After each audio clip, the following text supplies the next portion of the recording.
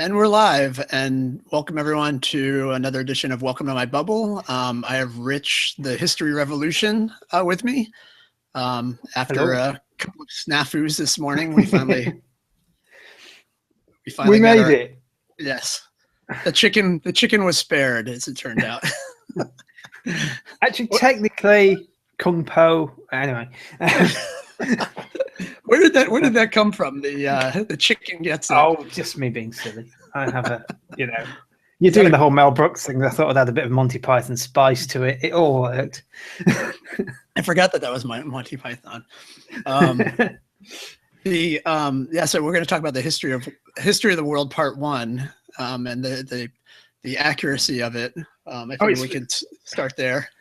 It's absolutely true, and anyone who says otherwise is basically working for the man. The man. Yeah. Guys, how old does that make me? Anyway. I said 70, 75, maybe 76. It has to be like mid to late 70s, I think. But it's great. It's a good one. Yeah, I had to bring Ilana up to speed on it. She has not seen it. I'm like, it's good to be the king, and that fell on deaf ears. So, oh well. So I've enjoyed your content. You have a pretty active YouTube channel where you've put up a gross amount of content and really good stuff on philosophy, especially for people that philosophy and history, especially for people like myself who are kind of lifelong learners, but late to this party, essentially. And, right. And I found it extremely accessible, including the Deep Thought series that you've been doing. Right. Yeah, I have a thing for that. I like to be as clear as I often, years ago, I suffer from dyslexia, and years ago I realized part of that means I am never going to be a beautiful writer. So I vowed to be as crystal clear as I possibly could. And I try and bring that to YouTube. I try and make everything as transparent as possible. There are others who don't do that. I'm not going to mention any names. You know who you are. But I'm really big on. So I find myself often in deep thought. I tend to be the one who, after it's got a little bit, how shall we say, philosophical, I like to step in and go, right, what that means is, I don't know if it works, but I try to. Do you not script any of your, I was curious because I was watching your stuff and it's very to the point and very clear. Do you not script your videos? It depends on the videos. If it's a video, one of my ones about philosophy in the past that I did, God, how long ago is now? I think I was 5 years younger and 4 stone heavier. If you look at those videos. How much is 4 stones? It's 10, 20, 30, 40. You're going to have to give it to me in pounds. 52 pounds. Okay, good. So I was a lot heavier then. I script, obviously. Anything that's got animations and pictures and things, I script. Sure. Most of my new series, Plug, coming in April, I script. But I tend to most of my videos just kind of, I make them because somebody said something or I've thought of something or I'm just fed up. I just do them. Bit of thought first. But. Do you do any teaching at all? I find that people who have experienced lecturing. Yes, I do lectures quite a bit for all sorts of reasons. And I also do seminars at university. So I do a lot of seminar tuition with first years as well. So it's interesting because, for example, I'm teaching this sort of first year undergraduate course on the early modern period. And it is so general. Like last week we did the Reformation. Now the Reformation can be a lifelong study. One aspect of it, just what? There are people who all they do is try and work out whether in 1517 there were actually theses physically nailed to a door of the Wittenberg church or whether that's a myth that was created. That's all they do their entire lives. And I've got to do all of it in one day, in 1 hour. And so you learn to be clear. Learn to... You're probably covering material year after year, somewhat that you're familiar. That you become familiar with it. You can talk off the cuff at that level. So you do, but you also have to be really careful because you've got to remember what people don't know. So I'm there banging on about transubstantiation. I looked up and everyone was What, do you want me to explain what that is? Yes, please. I'm like, okay. Transubstantiation, it's this mad belief that this little wafer that sticks to the top of your mouth is somehow flesh. But it's sort of,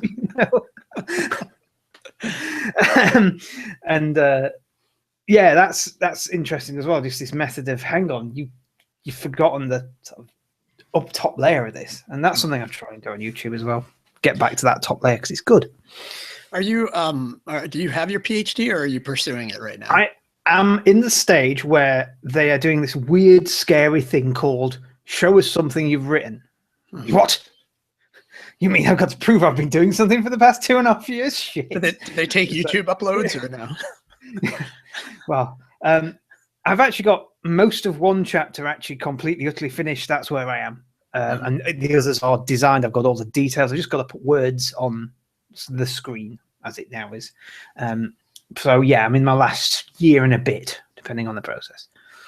But I'll miss it. So how did you come to this field? How did you like, let's say, Richard growing up, I assume you grew up in Britain. Yeah. And you did you always have a passion for history and for these types of things? Actually, no. I had a passion for music. I was a musician for a long time, professional musician. I had a hobby that was history. Kind of liked it. I did a thing called the Thames Discovery Project, which is an archaeology where we're mapping the Thames foreshore to see what turns up, because the Thames is the best digger in the world. It just turn it over and you'll suddenly find half a boat there and stuff like that. I was interested in all that. And then the music industry basically turned to shit. And it stopped being, would you like to come and do some session work for me? It'll be £100 for the data. Would you come and like to do some session work for me? It'll look great on your CV. And it was sort of, oh, great.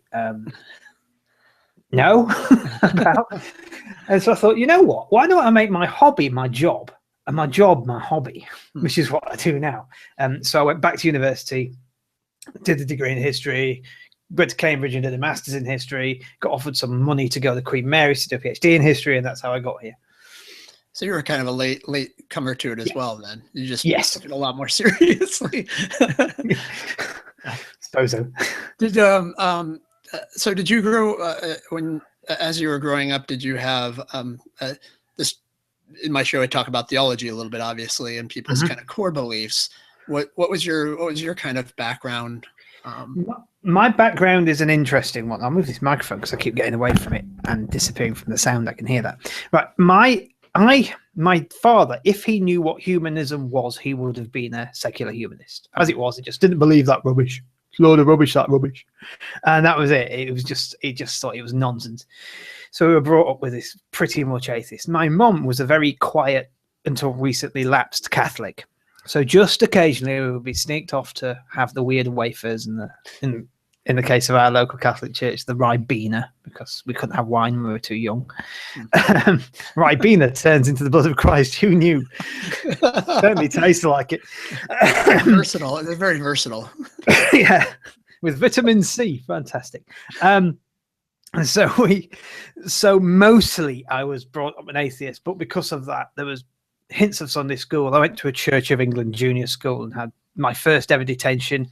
Happened because they were discussing the miracle of the fishes and the loaves, and I said, but miss, are you telling me that 5,000 people went to see a man speak in a park and only one small child thought to bring a packed lunch? And I got detention. But come on! It's like, kid, yeah, I've brought some fish and bread. No one else? No one thought to bring some food. Just the child. Smart okay, kid. I'm preaching to morons. And I got in trouble. So that says it all. And I was about 8 at that point. I was already going, what? Because that's my dad. Yeah. So your dad was, you said, it would have been secular humanist if he had known about the title. So did he not, would you say he was an atheist, or was he just kind of an agnostic who didn't really give it much attention? He was definitely, in my opinion, an atheist. He thought it was all a load of rubbish. So did all my uncles and aunts on that side, except for a couple of aunts by marriage. Mostly they thought it was all a load of rubbish, and it was just nonsense, and it was obviously demonstrable nonsense. And then when he heard about it, he'd be like, oh, for God's sake. And sort of, So it wasn't a sophisticated sort of modern new atheist with lots of arguments. He just thought it was demonstrably rubbish. It's just like, well, come on. It's just silly. A big giant sky man. Come on. It's kind of very brutish, well, not brutish, but blunt about it, you know. Sure. So then, you kind of followed in his footsteps. Then, would you say when you went to Oh yes, I'm brutish and blunt about it too. Yes, I was most of us. Me and my eldest brother are closest. I've got me and my eldest brother, and we're very close. Two twins who are very close, and my sister, so she's the girl, and we're all pretty much. God, it's a load of rubbish at different degrees. I think my eldest brother's more like my dad, and I'm a bit more. This is why it's rubbish. So having a whole family of load of rubbish, you can't get away with that in the United States, I don't think. Well, that's well, the last census showed that over half of us, at very least, are not religious. Certainly, more than half are at very least agnostic. We're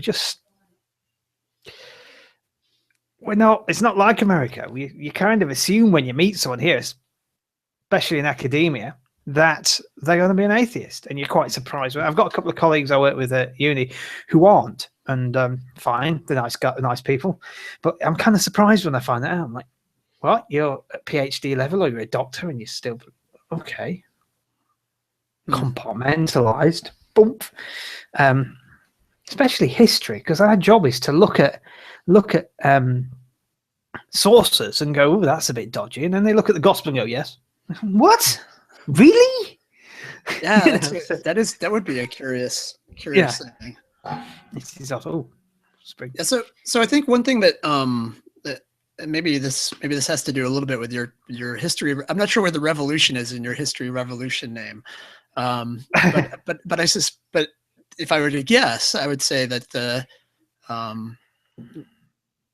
well, how about I don't guess? Why don't you go ahead and offer it to me? I was gonna suggest it. I mean, when I look at it, well, your stuff tends to leave me questioning a little bit the process by which we kind of evaluate history, and getting me to think differently about it. I consider your stuff, although it's not through all of your stuff, but I feel like it's laced in there to some degree. It's a little less of a certain quality than what I was used to in terms of how I thought about history before.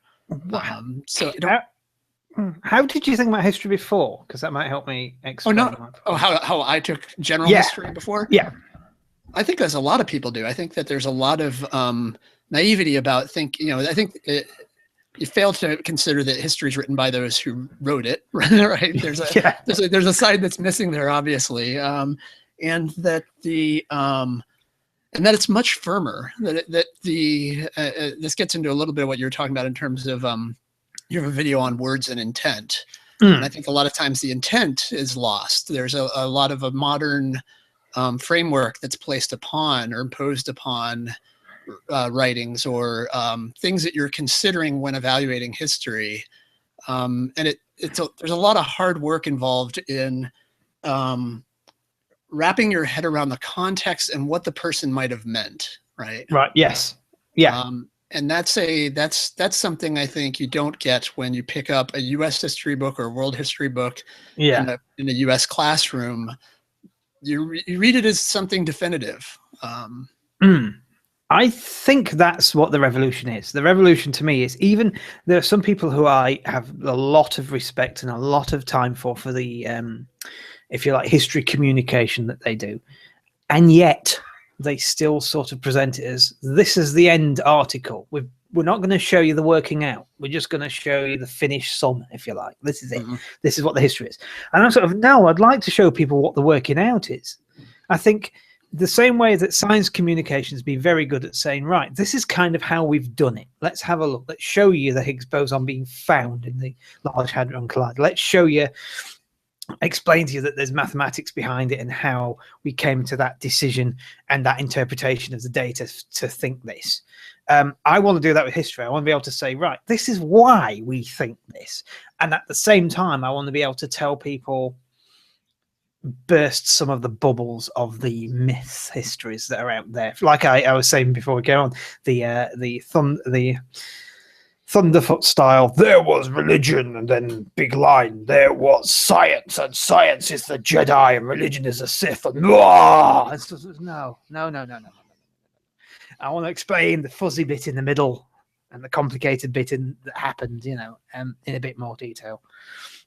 Because you don't get much of that, and I think it needs it. People need to know. It'll make history less of a sort of, oh, that's a Mickey Mouse degree. When you actually know the process we go through, you go, oh, hang on, maybe not. What's annals? Shit. So that's my mission. My life's mission now. Yeah. Well, I definitely, I think it was last summer when I was watching a Deep Thought where you guys got into talking about Kuhn's structure of scientific revolutions, and I went out and read that on the suggestion, and then I read it again, and that definitely shook as well. That was something that I didn't get necessarily through my high school. I went to art school, so I got some amount of academic work in my freshman year, but pretty much was working on design after that. And so most of my schooling comes obviously from the high school level, and then anything I've gotten into afterward, right, on my own time. But reading that really changed the way that I think about how science comes about. And I did have kind of that pre-Enlightenment, or I guess the Enlightenment view of it, of this kind of march towards progress, this very, these men coming along, knocking down these pins, essentially, all on their own, right? Yes. And I think that the history bits that I see from you are akin to that. It seems very similar, and I was talking about before we went on air about how this seems to plague belief formation in general. Just kind of in terms of people being unaware of the framework from which they're working or operating, and the assumptions upon which they're operating, and take that as really much more solid ground than maybe is warranted. Yeah, I mean, it's I have often made and heard the argument that the philosophy of science's job is to make sure scientists do it right. The historian of science's job is to point out where they did it wrong. That's kind of, we go to the past and go, did you see that? Don't do that again. Seriously, that was bad. Phlogiston, I mean, really? So it's kind of, but in that, I mean, I have a love-hate relationship with Kuhn, just in that he's great, and he's very good at showing you this way of historicizing the past and saying, no, you have to look at it from the point of view of the people who were there. There were a lot of people saying that in the 60s. He was saying it. Michel Foucault, who, as Ozzy has probably asked already if I'm talking about him, who was, I dislike Foucault so much I very rarely get his surname right. Is it Foucault or Foucault, or which one is it again? I don't care. So anyway, I know there's at least one Canadian laughing right now. Yeah, that's why I said it. The whole he did get something right though, and what he got right was he was in this moment in the 60s where history sort of looked at itself and went, we've got to try and get into the heads of the time, because we're taking the now to the past and then looking at the past and going, oh, well, that's interesting, and it's actually wrong. We're getting it very, very wrong doing that. That's, people feel, there's a book by David Lowenthal called "The Past is a Foreign Country," and it opens, the past is a foreign country. They did things differently then, and I like that. I think that's just exactly, it's. Yeah, that's a great analogy. Yeah, he nicked it from someone. I can't remember where. It's a fairly well-known book. But really frames it well. I mean, that's a really great way to think about it. It is. How foreign that is. Yeah. Wow. Yeah, and that's, if there's any sort of anything that postmodernism gave history, and it's the only thing, it's to keep that in the back of your mind, that you are reading someone else's view of history from another, if you like, culture. You're going into someone else's culture, and you have to work almost like an anthropologist and get to the point where you get to the inside jokes before you can really write about the history. You know, you have to really understand the language they're speaking, even if it seems to be English. This is something actually that drives me crazy about apologists, when they use the King James version of the Bible and they don't even understand the language it was written in. Because it's early modern English and things don't mean what they think it means. You know, it's like when it says, you know, in your heart, that means actually literally know by thinking. It's not a feeling thing. There's still the debate going on whether the brain or the heart was the thinking organ. And at the same time, in some of the books, it probably, because some of the people probably thought it did mean feeling, because other people thought the heart was the center of the passions. It's all very complicated. It's not just, it's like now with spiritualism. Oh, it's not that at all. You don't just kind of, oh, but anyway, I'm digressing. Where was I? Yeah, but well, Thomas Kuhn, to come back to him, he was great, except occasionally he does things like he forgets to historicize. He'll go back and he'll forget that, yes, there were these great moments in history, these great paradigm shifts, but also, like now, there are these tiny little incremental steps. So, for example, when he's talking about the Copernican revolution, thanks, Immanuel Kant, there was no such thing, you irritating man. But anyway, the Copernican revolution. When he was talking about that, he forgets that there was an intermediary step between the sort of Aristotelian view of the universe and the later sort of Copernican view of the universe. There's this sort of Brahian, Tachyian view, where Tycho Brahe had said, well, it seems that Copernicus is right, but surely the Bible's right. So what I've got is the Earth in the center, with the sun going around the Earth, and all the other planets going around the sun. That's how he got around it. And that was the dominant thing. And it's not mentioned in Kuhn at all. And it's sort of, that's really important, that there's this other thing going on. So he's great, but yeah. He makes me cry sometimes. You said you meant mentioned in Kuhn's anywhere. Yeah. Did you say you meant Kuhn's, right? The Kuhn's doesn't mention it anywhere. No, he doesn't. It doesn't particularly go the Techian. He says, you know, there's this big movement in Galileo and this moment, right, and it's sort of the great ideas of history, much like the great men of history way of writing history. I'm sort of, no, there was sort of, you know, Galileo agreed with Copernicus, and then he kind of went quiet after he was basically bollocked by the church the first time, and then eventually a cardinal asked him to write about it, and then he wrote this book in which he had I can't even say it, Simplicico, as the character who was arguing for the Aristotelian view of the universe, who was modeled pretty much on the Pope, and that's what got him into trouble, basically calling the Pope a moron. That's such a great name. Yeah, and it's sort of it's that, and in between that there were these incremental steps in knowledge, better lenses for better views of the stars, all this kind of stuff. It all got better. Maths became a slightly more dominant way of looking at natural philosophy. That started to rise. Galileo was a big advocate of using mathematics in his ideas, and so there's all these little bits that eventually, you know, by the time we get to Newton, all the parts are in place. It's not a sudden switch. It's these little increments. That kind of gets to me a bit from his book. But other than that, is one of these. Generally, it's brilliant. There's just little bits that make me want to cry. Yeah. Well, there's also there's chapter 10 in his book, which is a bit further than I'd go, or a bit. Which one's chapter 10? That's where he gets into talking about.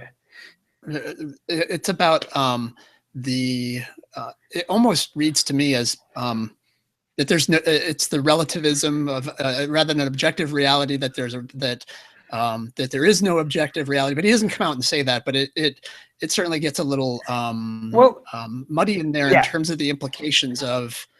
Well, that chapter is ironic in that there he is writing a chapter that's entirely from the zeitgeist of the time. Like I say, you've got Michel Foucault, you've got him, you've got Derrida, you've got quite a few people saying the same thing, that it's all a bit subjective and it's different readings will see different things, or any of them true. And yet he's writing a book about how people's ideas are affected by the zeitgeist of the time. And you sort of think, You've sort of simultaneously proved your point and made yourself look a bit of a prat. Well done. As he taps into this idea. I want to come back to that maybe in a bit. But before because I want to talk. Well, yeah. Let me come back to that. At some point in your segue, you talked a little bit about postmodernism, and Ozzy had posted in the chat. What's the price? Your impressions or objections to the influence of postmodern thought upon the practice of history. Do you know I actually had a third-year essay that was almost exactly that? You didn't set my essays, did you, Ozzy? If you did, thank you. You got me an 85 for that. I got a first for that, so thank you. Anyway, no. My opinion is, and if I could find it, I'd just read it. All 3,000 words of it, you'd be sat here all night. Basically, in a nutshell. Too long, don't bother version. Its positive influence is that it got us to think about that history is written from the point of view with an intention behind it of individual people. And when you look at sources, you have to think about that. You have to think about what are they actually trying to say? Who influenced them? Who are they trying to influence? Who did they actually influence? It's modern intellectual history from Quentin Skinner is very big on, as Ozzy's about to go whoopee, on speech act theory. And so he looks at sort of perlocutionary forces and all that kind of stuff. And he has an extra one called illocutionary force, and that is how people actually receive the information as opposed to how it's expected to be received when it's told to them. And that's what you got to get into your head. And that came from postmodernism. That sort of, no, don't read a source and say, I found 3 sources that say the same thing. It must be true. Look at the 3 sources, see whether there's some kind of similar influence on them, whether they've all colluded, what's going on. The negative side is those people who think that it's okay to say any old crap and it's their opinion, therefore it's history. That there's not so much of it anymore. That seems to have died out. That was very much a 90s thing.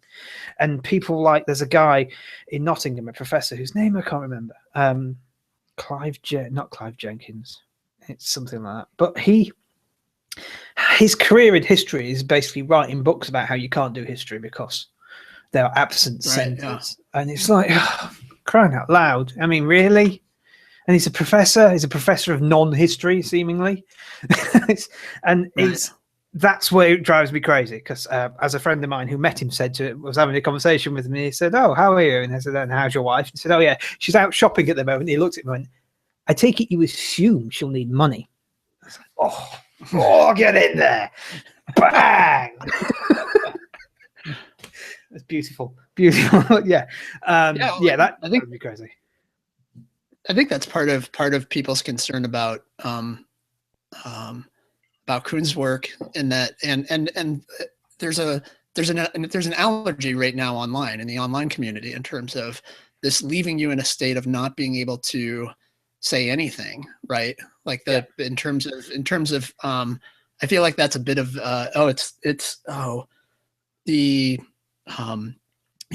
when I have presuppositionalist friends who will say to me, well, we have the same evidence, right?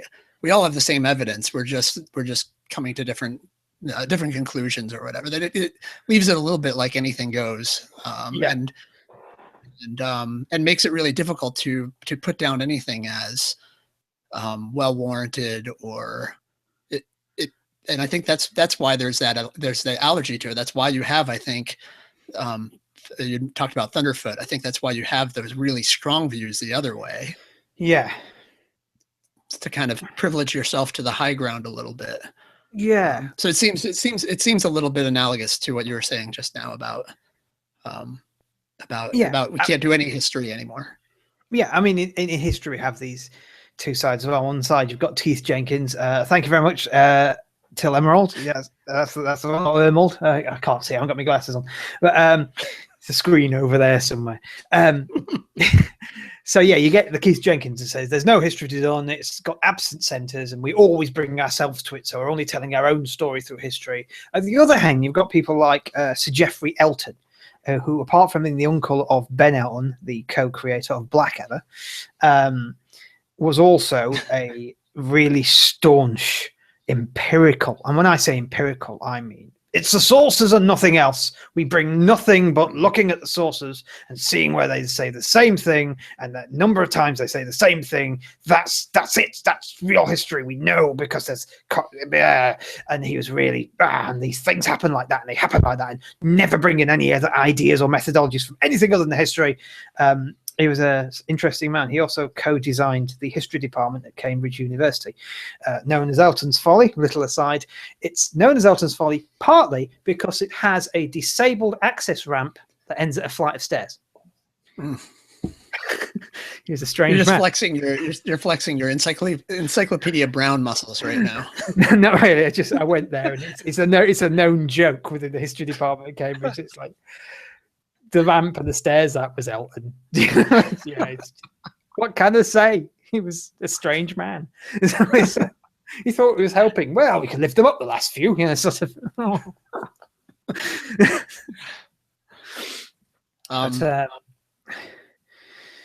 Yes. So how do we? So how do we get around the issue of having to ascertain or come by the intent behind, or the how do we place ourselves in this foreign country, and how do we get around that legitimate concern, I guess? Well, firstly, like I say, you become an anthropologist, you read so much, and you get into the sort of the reading culture of the whatever period you're looking at, to the point where you get the inside jokes. There are certainly some things in early modern texts I'll laugh out loud at, and you'll read it and go, what the hell? Sure. Sorry, it's about this now. I haven't got a week to explain, but yeah. So that you're kind of in the mindset anyway. And then then it's a process of just looking at whatever text you're looking at and trying to work out, firstly, who are their influences? Because who their influences are will tell you a hell of a lot about what they're trying to say. So if their influences are all Aristotle and the Bible, you can kind of go, oh, it's one of them, is it? Okay.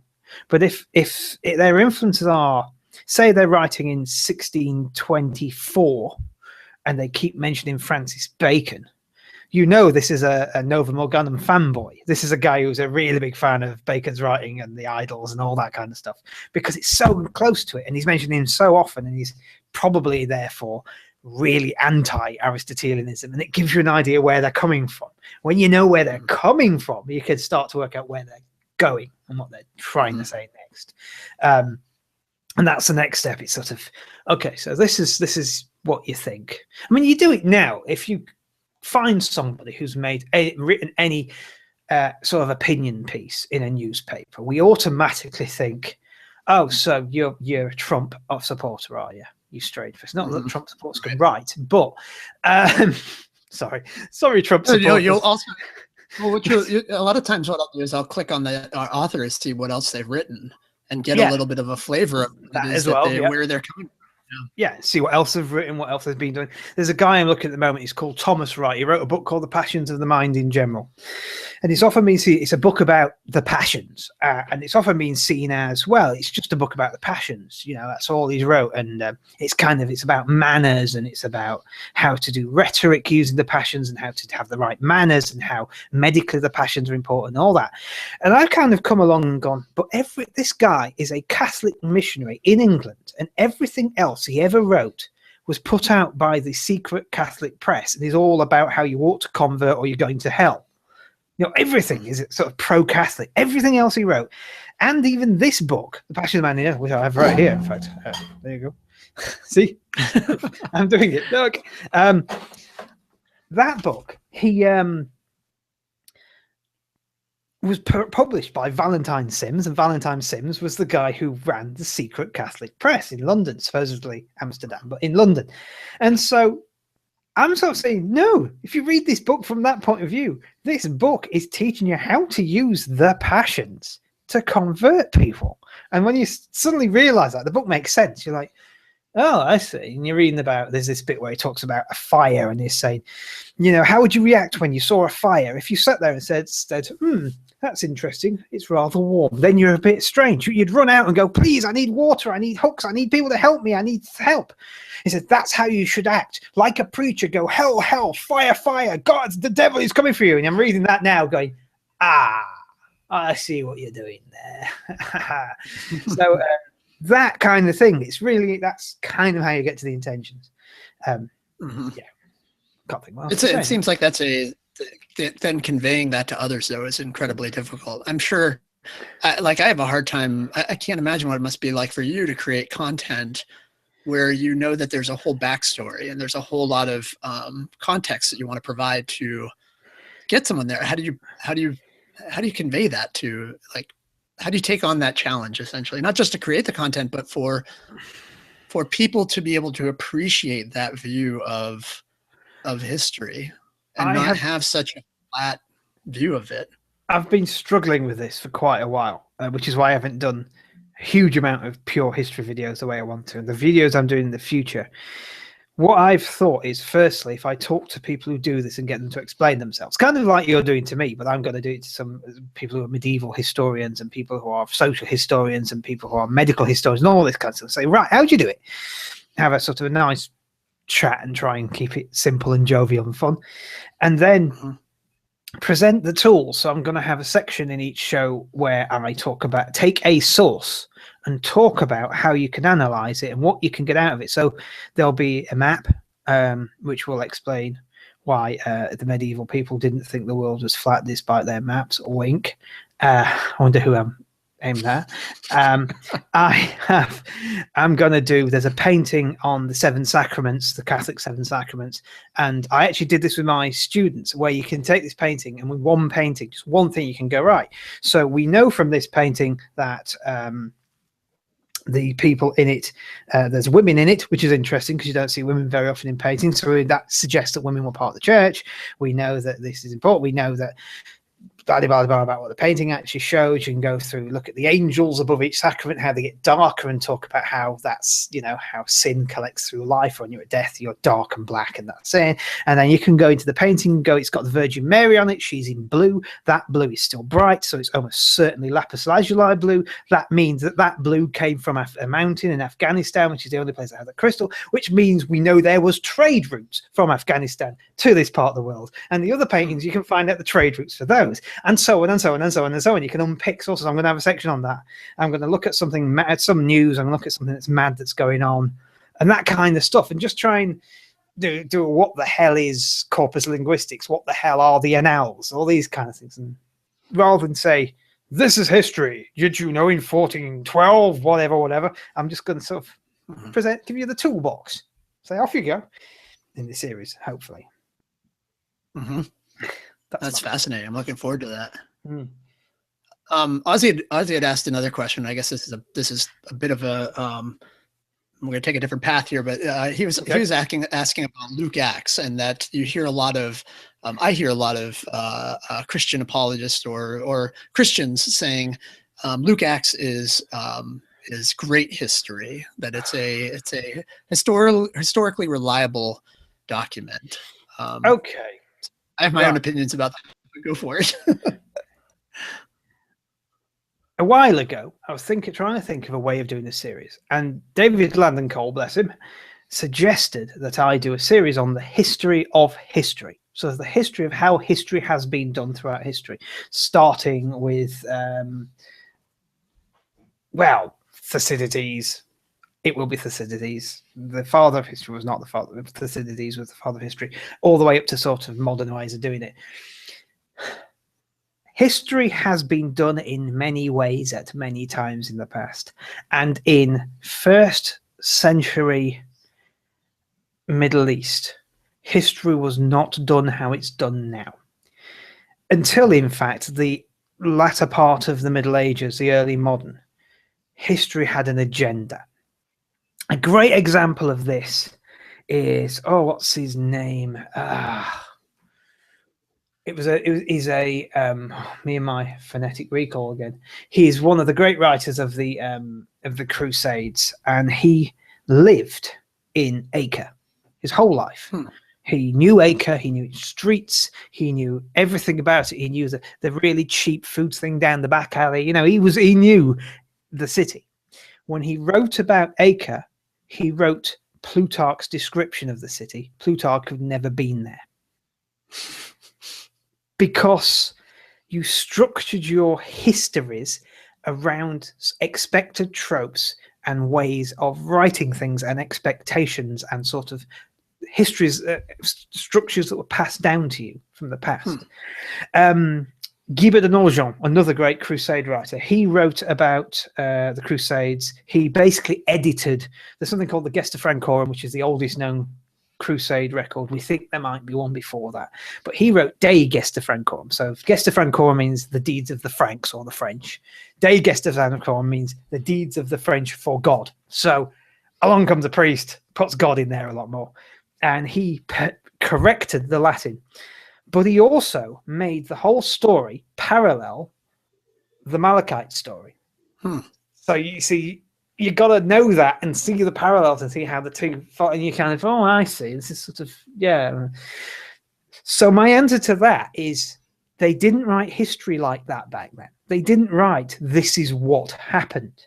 There's no way that that's what those two books are. Those two books are full of symbolism, full of expectation, full of the processes that they expected people to know, full of tropes, full of copies, full of other stories that they've nicked and put in there, because that's how they wrote back then, you know. So it drives me crazy because that's not what history was. That's an example of taking something from now. Oh, that's how we do history now. And going back then, so that's how they did history then. No, not at all. No. That's certainly an interesting this is an area where I know a little bit more, and with the synoptic nature of Luke, picking, as you would say, from Mark and from the Q source or whatever various sources it pulled together, then you also have the birth narrative stuck on there. And then and so it's interesting to me that would be I hear that charge a lot, or that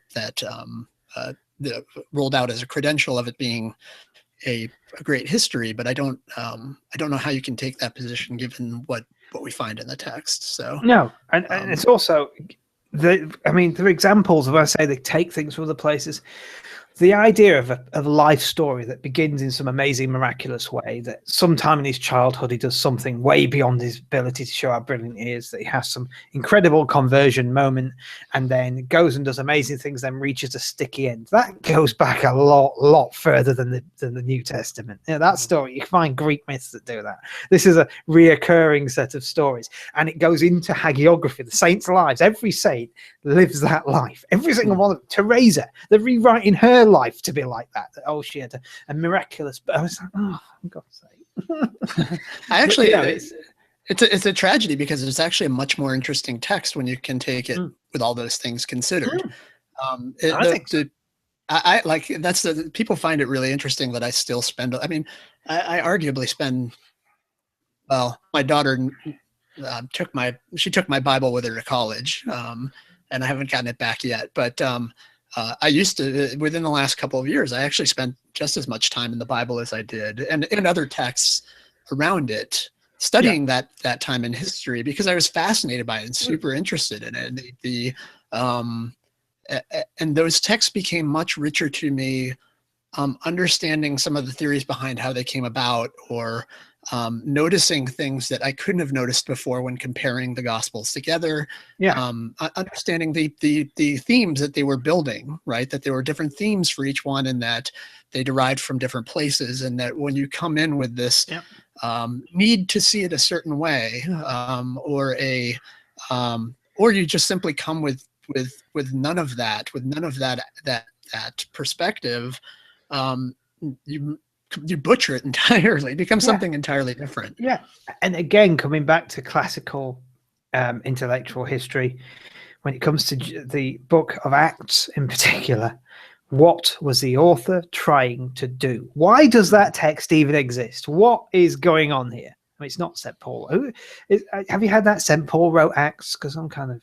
No, I've heard that one a couple of times, but whoever wrote that it's there's an agenda there. There's a message they're trying to, and you got to get into that to get the book. And when you do, it's much more interesting than it being some kind of bizarre true story. I think it's disputed whether this is actually the original start of Luke, but there's the there's the start. It's like Theophilus, right? The God lover, right? So he's writing it to the lover of God. That to essentially set the record straight, that there are many things out there, and here I'm going to tell you what is actually the truth among them. Yes. As soon as somebody says this is the truth, go stinks. It's kind of a red flag. That is a universal of history to me. As soon as somebody says, I know the truth right now, I think it's Darrow O'Brien says, anybody who can give you a simple bullshit answer to a difficult question, get in the sack. It's like, I'll hit you either side and throw you in the river. So, I agree with him.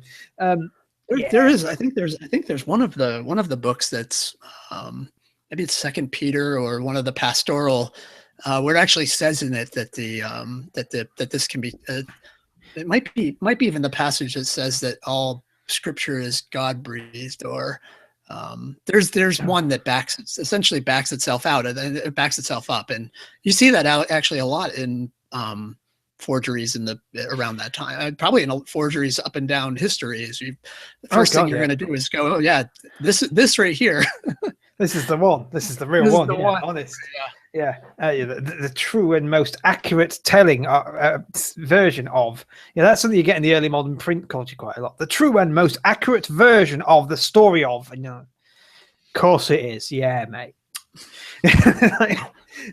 we believe you. Thousands wouldn't. I can't remember who it is, but I think Bart Ehrman mentions the book written by the gentleman who he writes a book on how to identify his books versus forgeries. It's how to know my writings, essentially. Yes. It's the other thing as well. I was listening to, I can't pronounce the first surname, Francesca, long Greek surname. She's absolutely brilliant. Someone's going to write it out, but that won't help. And she is a biblical historian. She's an atheist, really biblical historian. And she was saying the other night, the weird thing is these people who have got this advanced version of sola scriptura and go on about how it's all God and it's God wrote them. She said, this is a really modern idea. It was always Matthew, Mark, Luke, and John wrote them, and they were human beings. I mean, they're wrong about that as well, but that even within the first few centuries after writing them, that's what they believed. That St. Paul wrote those, and the Old Testament, of course. Well, most of that was written by Moses, and then and so it was never came from God. It was always an intermediary at very least. So I thought that was interesting. That it's a wholly new idea. Sola Scriptura that comes about with the Protestant Reformation doesn't really mean this is the word of God. It means this is the scripture that we know, the best thing, communication we've got with God. So that's what we should use to live our lives. It's very strange, this whole literally true that you get from the world's great thinkers like G-Man. It's really odd. I actually have Christian friends who adhere to sola scriptura, but they will actually say that the inspired, regardless of whether it was forged or not, that it was inspired. So they're fine with actually going, the forgery is no problem. Whatever was canon at the end of the 4th century, that is the God-inspired word, regardless of where it came from. Yeah. That's interesting.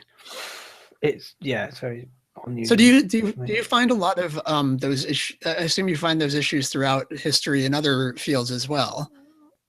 Is that you true? mean In terms of forgeries, in terms of having to sift through what is actually the case, what actually is a good source and what's not. Oh yeah, I mean that's half of a historian's job. Is this bullshit or not? I mean that's a big thing. Right. Is this source reliable or not? And how can I know it's reliable? And what will tell me it's reliable? And certain people are going to be more reliable than others. And again, it comes back to knowing what the agenda is. And there's a lot of, even going right back to classics and classical history, there are a lot of pseudo Aristotle works out there and pseudo Plato works out there and all that kind of stuff. It's a bit of an art form. Again, the only way you can really do it is go into your era and know your era well enough to know when something doesn't smell right and read it and go, this doesn't read like them. This doesn't seem like it's them. This is, there are a few Francis Bacon things that just aren't. Conversely, there are a few things like, what's his name? John Haywood.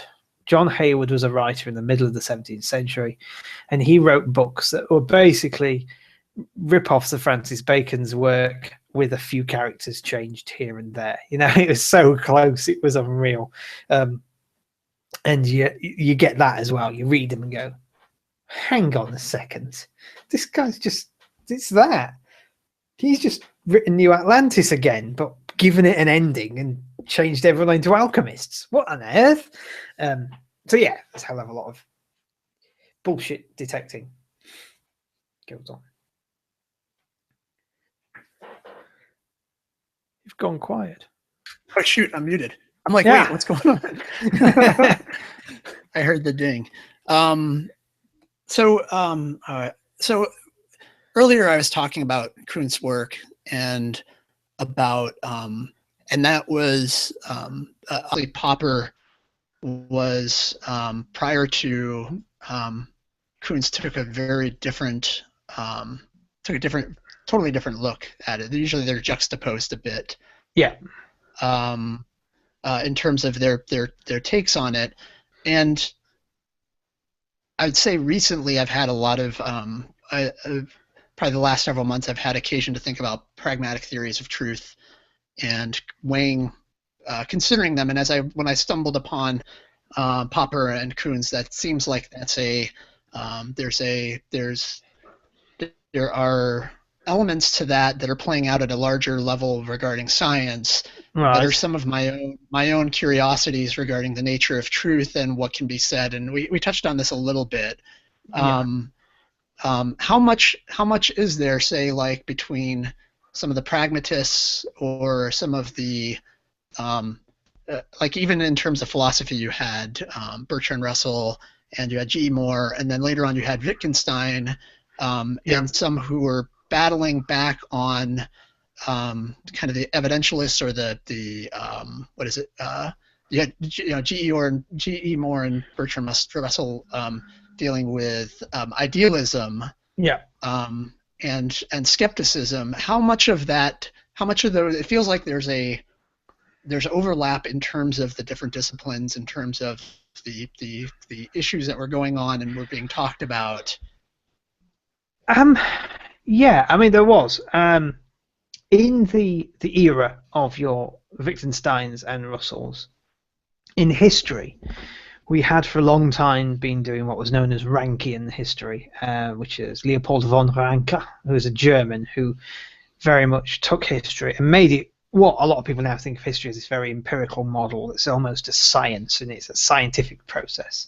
Very much the kind of history, so that, funnily enough, that Popper had a go at, that said there's this history. And you've also, of course, converse to him, you then have, and they say Kant, and I don't mean Kant, Marx, who will then start with your sort of economic histories, and you don't need to look at the superstructure, that's all ephemeral, look at the substructure, this is what we need to know about history, because this is how it works, it's all blah, blah, blah.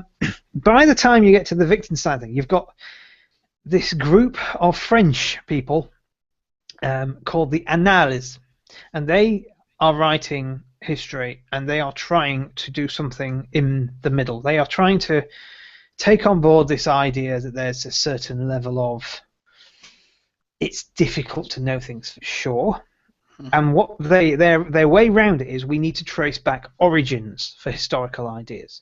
It's not quite the same as a weak history and this teleological one thing next thing. It's saying, right, so if you need to understand, for example, why the Enlightenment happened, you need to understand why the move away from Aristotelianism happened, which means you have to understand the reason the Renaissance and the Reformation happened, which means you have to understand things like that there was a massive cold spell at the time, and that from that cold spell you have to understand that the population dropped and then picked up, and then there was no jobs, and so you have to look at the economic side, and there, to understand that you have to understand the reason why, and go back, usually to the Roman Empire 9 times out of 10. Now, two things with that. Firstly, it made any event in history have a really long trail, and it kind of ended up looking a bit like weak history, a bit like there's this progression towards a moment. Now, they would argue, no, actually, we're not saying that. We're saying it happened, it just happened, and it happened because of all these things built on top of each other. It's not a cause and effect for progression. It's just these things happened, and that's what influences this. The other problem is their books were fucking huge. It's massive history books, often 10 volumes of 2,000 pages each. So nobody's ever read them all. So, we have a couple of them. But it's really, they looked at it, and again, another way of looking at truth and history is they start to look at history in 3 speeds. So you'd have the moment the thing was happening at the end. You'd have the long history, the longue durée it's known as. And I mean long. So, for example, there's one book that it's talking about the civilizations in the classical period, so the Greek and Roman civilizations. That's its main bit. Here, it talks about the moment that the Mediterranean basin flooded a few million years ago, and how that created rivers and volcano basins and so on, and how that led to the growth of cities around this fertile soil. So you can see what I mean about these origins thing. And then the middle bit is sort of a quick bit that gets you from there to there. And this all happened around the time of Wittgenstein and Popper and so on. It's almost like the French were desperately trying to find a third way of thinking about history that wasn't Marx and wasn't Ranker. I find it quite interesting, the longue durée, just because it's fun to go, ooh, wonder if that volcano 20,000 years ago is the reason that those people there are making a lot of money from agriculture. It's curious. Yeah, there's a great book that I read probably about a year ago about the U.S. water system and how it was critical to, and it's just geographically advantageous for an up and coming country that comes about. It's a little like the gun steals and gun steal and ammo, or was it guns, germs, and oh yes, yeah, germs and steel. But these he has 2 books. I read both of them a while ago, but they're kind of these just through happenstance or things. You don't attribute all these, how your view doesn't consider all the variables. That it's very naive about it, right? Yeah, that, like I was saying earlier, that's the one thing I think that postmodern gave history, that your view doesn't consider all the variables. There are other stories to be told about the same thing. Postmodernism says they all have equal weight. I disagree. I think the story about the people who caught and beheaded James I has more weight on the beheading of James I than the story of the woman who sold oranges at his funeral. It's kind of So to back a bit towards I guess to my question, which wasn't clear at all, and I'm not even sure I have a question here. I'm more trying to solicit or tease out some. Something that's a little foggy to me is, were these you had these movements in philosophy and these movements in terms of history and understanding science, all kind of happening within the same time periods. Were they driving each other, or how much of it was? It doesn't seem like the scientists were thinking were listening to the philosophers much. They were. It's not entirely my era, but what I've read of it and when I think about it, it's not that they were driving each other. It's they all had the same engine. If you just think about the years that this was happening in, and think about what was happening in Europe and America at the time. Think about the most horrendous war the world had seen for 400 years, and perhaps. It was brutal and horrifying, and people coming out the back of that. There's a weird thing that happens in history, that when something terrible happens, usually war or death, people start thinking. The Greek philosophers came out of the Peloponnesian War. It's almost a call. There's that war, and then out of this comes this. Hang on, what is the meaning of all this? You've got the First War. You've got the First World War. And you've got this, what is the meaning of all this going on? You've got the 30 Years' War. The 30 Years' War, the most brutal war Europe has ever seen. And soon afterwards you start finding what we inaccurately call the scientific revolution, the move away from Aristotelianism and eventually the Enlightenment. There's something going on there. There's something about horror that leads to thought, leads to reflection and thinking about things. And so I think it's not necessarily that they were speaking to each other or connected, but they certainly had the same engine driving them, is my take on it.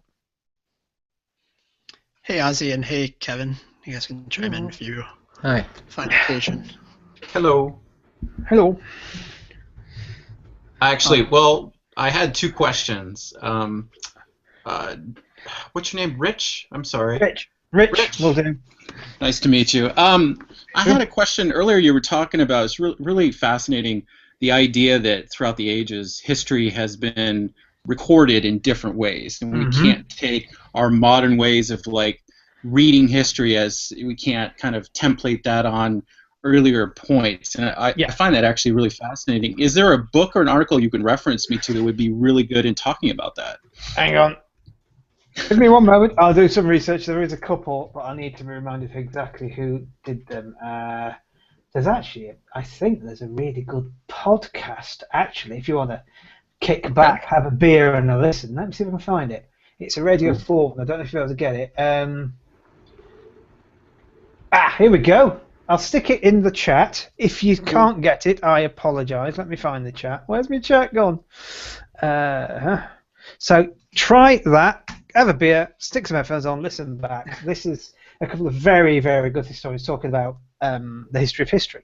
And that's probably the best one I can give you. There are quite a few books out there. There's one by Ida Hattamana Higgins that's quite good. Do you know how to spell that last name? Or? No. Let me see if I can. It's called The History of History. The History of History? Okay. And it's a few years ago, and it's quite good. I'm just trying to find it. If I can Google book it yet, I'll link it to you, and that's easier. Not on Google Books. What kind of program is this?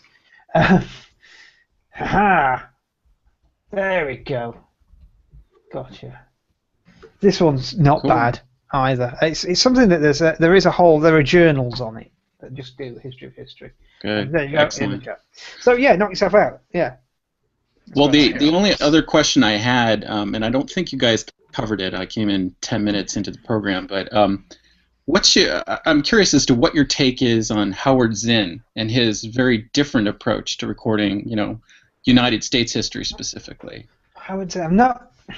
I have some friends Not who familiar with worship the ground he walks on. I haven't read enough of him to comment, to be quite honest. He's not my theory at all, but all I can tell you is those that I know that have read him, they love him.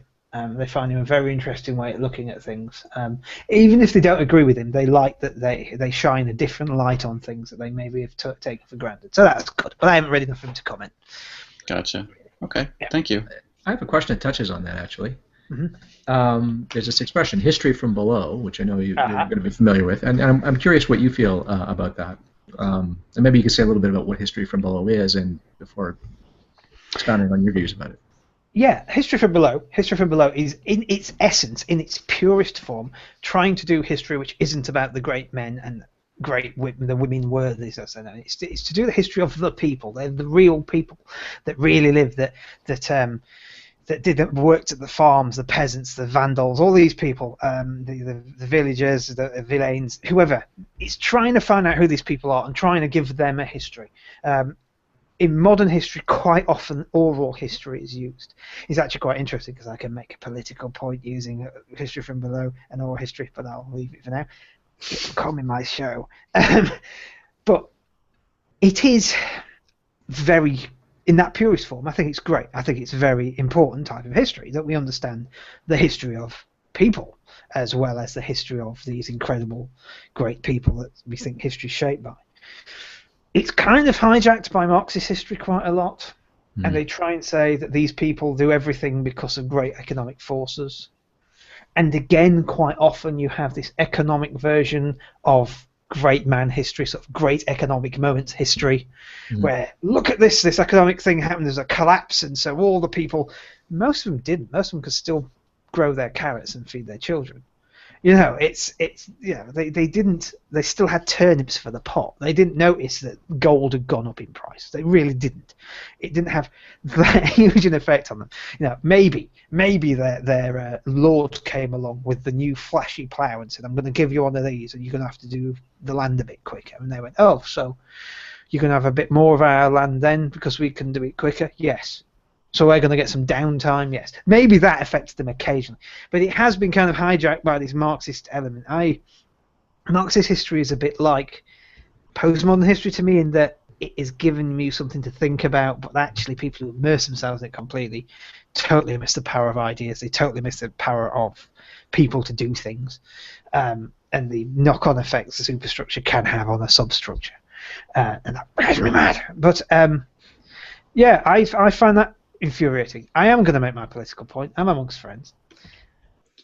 When you do oral history, you basically record people. It's not the history you think it is. It's not that exciting. When you do oral history, you basically record people talking about their past, and they tell you the world as they've seen it in their life. All I'm going to say is the first rule of oral history is to remember they are telling you the past and the world as they perceive it, not as is actually true. I'll let you extrapolate my political standpoint from that. Okay? That's all. But is that kind of what you wanted me to say, or do you want me to go more on history from below? Well, I didn't want you to say. I didn't want you to say anything in particular. I was just curious for your thoughts on it. And yeah, I am of a similar temperament with respect to history from below. I mean, I think. A history of any period that just focuses on the great figures, the big movers and shakers, and the big ideas, right? Oh, yeah. I think can be very skewed. It can completely overlook an entire. I mean, it can overlook the masses, right? Those ideas and those people could have affected the masses, but the day-to-day life of the masses could be lost to you. Like, actually, it's interesting. So I mean, history from below is supposed to sort of correct for that. And but there is this Marxist agenda that informs a lot of history from below that tries to suggest that really the engine of change is the stuff that's happening at this bottom level. It is not the ideas. It is not the movers and shakers. They are merely epiphenomenal expressions of things like market forces and things like that. And I'm very suspicious of that. I've never been convinced by that argument. There is an element of truth in that people embrace ideas or adopt ideas or elaborate ideas or find genial certain ideas that serve to rationalize their interests and stuff like that, right? And so people sort of gravitate towards ideas. But I am strongly of the opinion that ideas actually matter and beliefs actually matter, and the movers and shakers, the people who within the Western intellectual tradition who are sort of written the best that has been thought and said actually have changed the course of history more than the average person, even in aggregate. I have actually had a conversation with a Marxist historian, and I took them right back to try and find the moment that caused the change, the mode of production, the moment that the mode of production changed, and that change set off the chain. And he got back to, because we're talking about medieval history, he got back to the shoulder harness plough, which when the plough went onto the shoulder of a horse, it could do much more ploughing in a day than when it was on the back of a horse. And then I said to him, so the person who invented that, what did he have? And he went, an idea? I went, yeah. I mean, come on. So the idea changed the world. But anyway, I get passionate about this. No way. But yeah, it drives me crazy. And there is something else, another form of history I find deeply fascinating, but do not have the patience to do it, called subaltern history. And history from below does a lot of its work when it's beyond recording. It will do it by looking at parish records, marriage records, all this kind of stuff, the kind of stuff that your everyday people would have even if they weren't the great people at the top.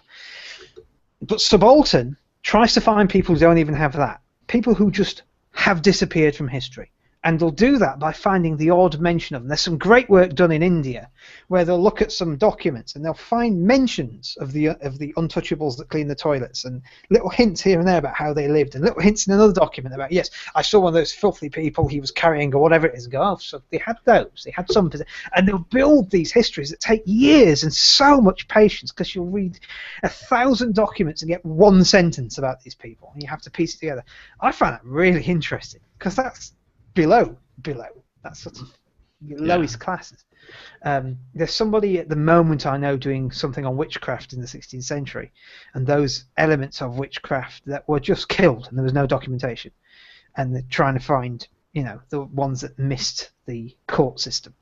Oh, that's interesting. That's a period I'm interested in and have done a little bit of teaching in, and so that the whole European witch craze thing is really interesting, and I've looked at a lot of different perspectives and explanations, historical accounts of the witch crazes. So that some alternate history about that would be interesting. Yes. But I mean, I have to find it highly suspicious, because the sort of the empirical facts, they're going to be so thin. There's going to be so few of them. There's so little data there, right? Yeah. That's why it takes so much patience and so much time. And I don't just have it. I've got to be honest. I want to find my sources and get on with it, not go no. It's been a year. I found something great. That just drives me crazy. The concern I have with that history. Sorry, I thought you were done. Sorry. No, it's okay. Go on. The concern that I have with that kind of thing is that it's often motivated by it's agenda driven. It's trying to right the wrongs of history, and I don't mean correct mistakes in history. I mean to correct injustices, to sort of make up for, there were these people that were marginalized, and we're somehow going to vindicate them after the fact, generations later, right? I have to be perfectly honest, and no offense to sociologists here, but that's done a lot more by sociologists doing history than by historians, because we are bludgeoned into saying, don't take any baggage back, just look at the history. It's bludgeoned into us for years, and then the sociologists come along and go, there was a wrong there, I shall write it. No. That's what you can do that now. That's a good endeavour, but no.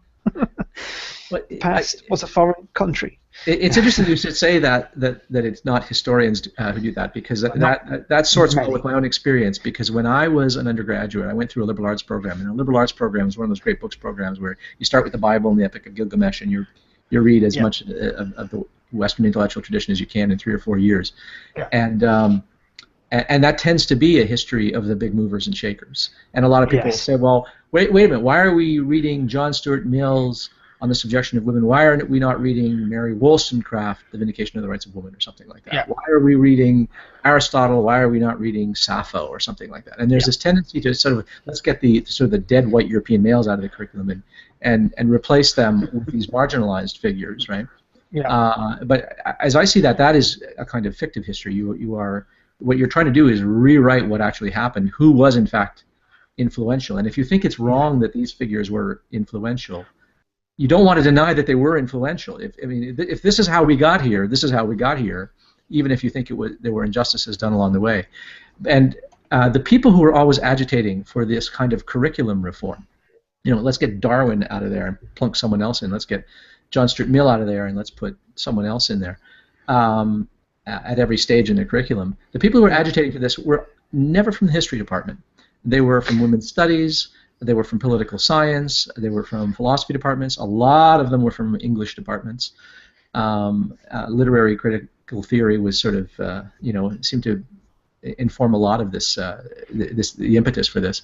And I would have to say that the students who were actually studying history and knew a little bit of historiography, they invariably were like the ones screaming to hit the brakes on this, that you're gonna screw everything up if you do this, right?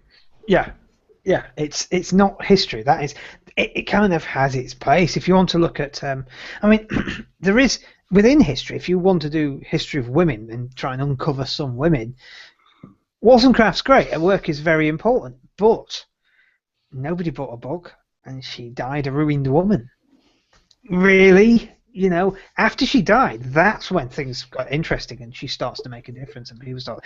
And it's later on. That's when I don't know. You have to be careful, because it is so tempting to want to do I know a guy. Tell you a story. I know a guy who was 1 year into his PhD, and he was miserable, and he didn't like it. And his PhD was in children in German schools, and how German schools in the 16th century treated their children. And it was all a bit, this is not what I want to do. This is not working. And he went into a school, went into the school's archive in Germany. As he was walking out, the old guy locked him and said, "Do you want to see the other archive?" And he went, "Other archive."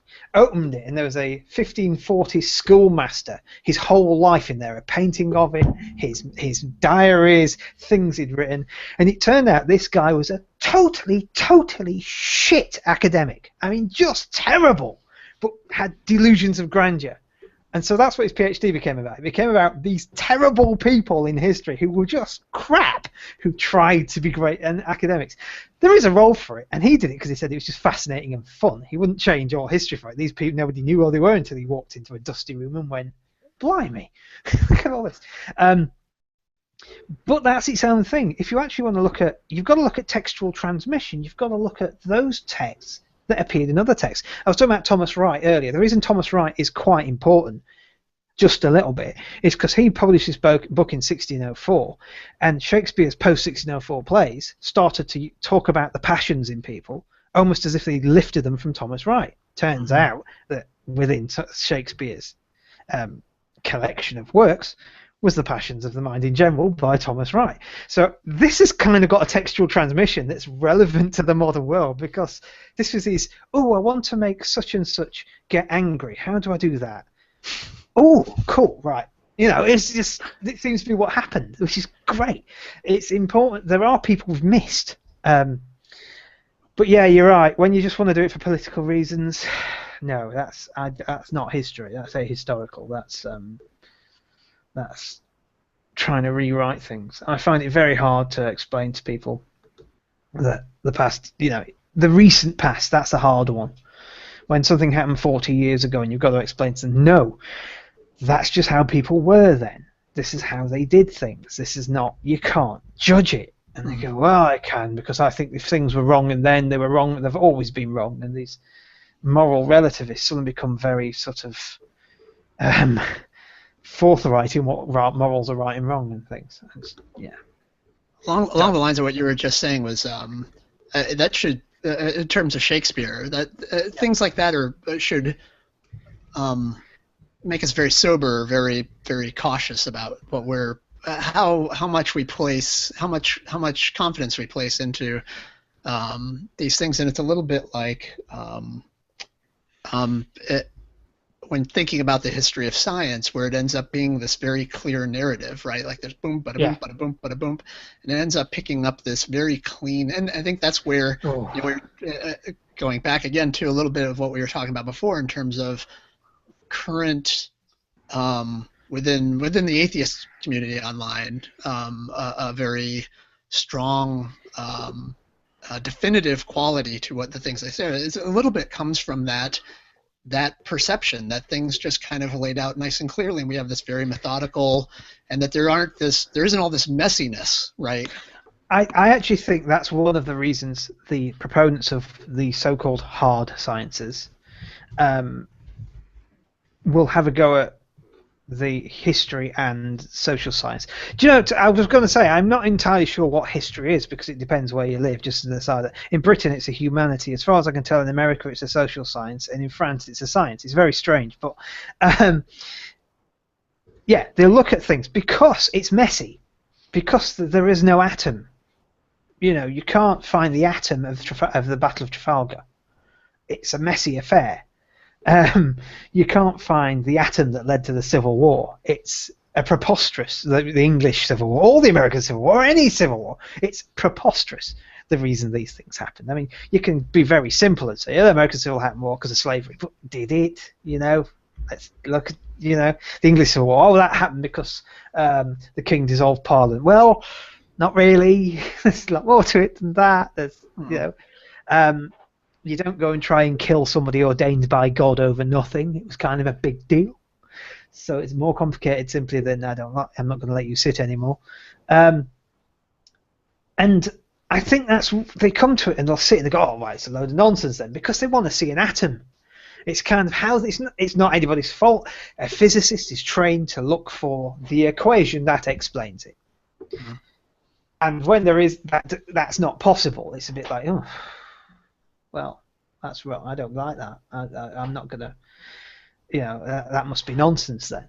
Well, but on the other side, I sometimes find there are some social scientists and historians actually trying to claim that they've got the equation that explains it, and that makes me weepy as well. I'm thinking of Richard Carrier and his Bayesian history here. It kind of like, the problem is your prior probabilities, mate. They're just your opinion. So if you've got them wrong, the whole equation shit. But yeah, it's sort of. But You think Carrier's on the wrong path, basically?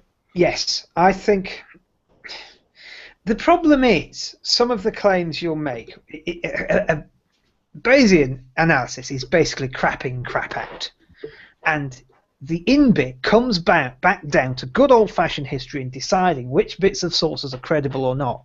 So what do you then do? Take the equation and do that on those? Is this an infinite regression forever and ever until you get back to... I mean, how do we do this? How do we put the equation into the equation without there's some point being what a historian actually does, which is evaluating sources and sort of, I don't know. It just seems. I think I can't help think he's doing it to try and get in with the cool kids in the physics department. Is it just a feeling I have? I don't know. He's trained in history, right? I mean, he is a historian himself, and very good one. And his I think his answer to your question would be, yeah, that's what you do. You apply Bayesian principles to the evaluation of the evidence that informs your priors. Right, so there is an infinite regress. You really are going to say, because I mean, a strict Bayesian is going to say, yeah, look, there are criteria for choosing your priors. They're not arbitrary. There isn't a definitive decision procedure that allows you to fix on a certain number or anything like that.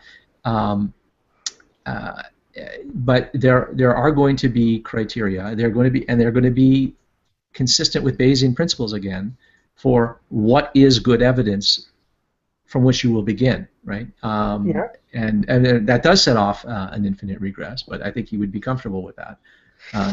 Because I think he'd say the same thing of any. That would be true not just of history, that would be true of the application of Bayesian principles in any domain of inquiry, not just in history. I think that would be his view. My problem is how do you get to the evaluation of sources, and it gets very, very difficult to apply that equation to them. Yeah, I agree. It becomes very slippery, and so in the end, it has to come down to knowing the era, knowing the period. Well, it's funny because Carrier uses Bayesian principles to prove that the resurrection didn't happen. He has a colleague. There's another woman who's written a book using Bayesian principles that shows that it very likely did happen. Using Bayesian principles. So it does have to do with the priors and how they choose the priors. Yes. Richard, are you getting at what constitutes good evidence then? Is that what you're like, or I kept coming back to this idea of begging the question against skepticism, right? When you're trying to evaluate what the vector is that you're moving along and what's good evidence for that. Yeah. Yes, Hobbes's objection to Descartes. I think, therefore I am. What's thinking then? It's. I think there's good evidence. I think it comes down to it's almost like the old properly basic beliefs. What are the properly basic beliefs of history? Do we have them? I suppose it is that there's a certain way of finding good evidence, good sources, and there are other ways of not finding good sources. Now, you put two historians in the room and they'll argue and come out with 4 different opinions as to what those ways are. It's just the way we are. But to me, it will always come back to analysing the intentions of the people who've done the sources and working out what they're trying to do and what's going on here. And for that, yes, again, you end up with your own infinite regress. So you end up with so who are they reading and who are they reading and who are they reading and who are they reading right back to. But it's I don't see any other way of in history finding good sources other than working out what those sources actually bloody are and why they exist. One of the methodological objections that people who practice or who believe in history from below, one of the things that they bring to bear against the sort of the form of history that you and I would favor is that they say that the kind of thing that we are in favor of suffers from the drunk and the lamppost problem, right? You know the old story of the drunk. He's stumbling around under a lamppost looking for his keys. And the guy comes along and says, "What are you looking for?" "I'm looking for my car keys." And he goes, "Oh, you dropped them over here?" He goes, "No, I think I dropped them over there." "Well, why are you looking over here?" "Well, the light is over here. It's dark over there. I can't see a damn thing." And the history sort of suffers from this. We do our history where the data is, where the records are, right? And of course, so there's lots of records about famous people, but the people that might have been as influential and significant in history, for want of a nail, a kingdom was lost, right? That kind of thing, that might be lost to us, and so it might be that there's a systematic bias in history simply because of the nature of the availability of the evidence, and so we go where the evidence is, but that might not be representative of what actually took place and what are the causal variables, right? And that I think that is a fair objection.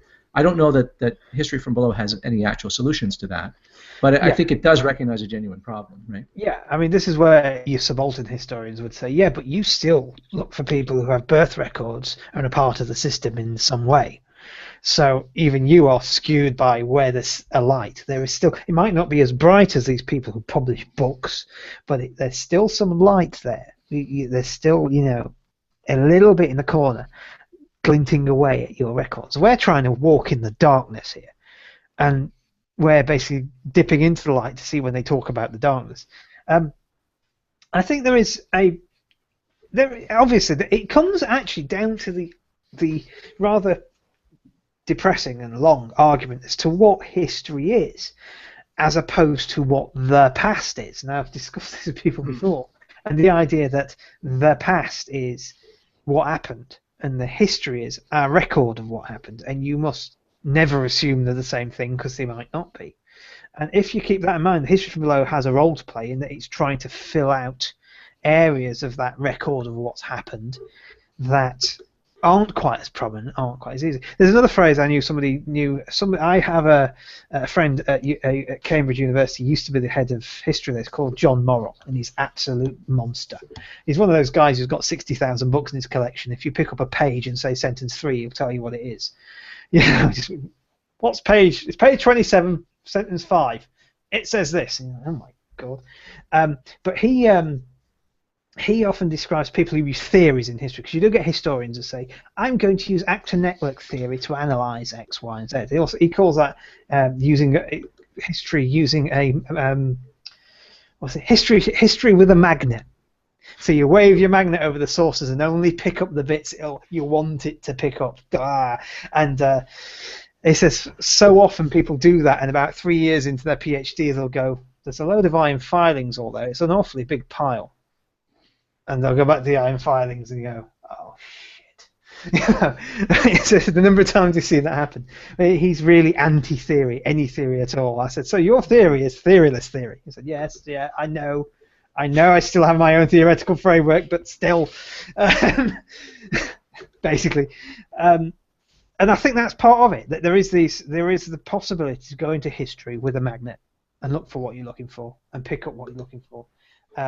It's a big problem with the corpus linguistics and the use of computers and thousands of things to say, I'm going to look for this phrase or this word or this thing, and it'll find it, and you'll use concordancing to look at the context of all the words when it's used, and you'll write your paper and they'll say, yeah, but this guy over here used that word in the same context, so you now need to look at that word, and it ends up being, oh, right, so he's using it in the same context but saying something totally different, and that it's really, really hard. which is where, again, that postmodern element comes in. If you say, yes, it is hard, no one can do it all, so this is my bit, that person's going to do their bit, that person's going to do their bit, and somewhere in amongst all this, we've got going to have a more complete picture. And they're going to, history from below, people are going to find out what the people were doing. Take the English Civil Wars. The English, actually, we don't call them that anymore. We now call them the War of Three Kingdoms, but that's a whole other thing. During the War of Three Kingdoms, you'll have the Roundheads and your cavalry, and you have the hunt for the king, and you have the what was going on in Scotland and what was going on in Ireland. You have the religious response to it and the Presbyterians, and then you have somebody else studying the people and the history from below. Then you have someone studying the ditch diggers, and somewhere in the middle, if somebody's into this era, is into the War of Three Kingdoms, they'll read it all and they'll get a much broader picture.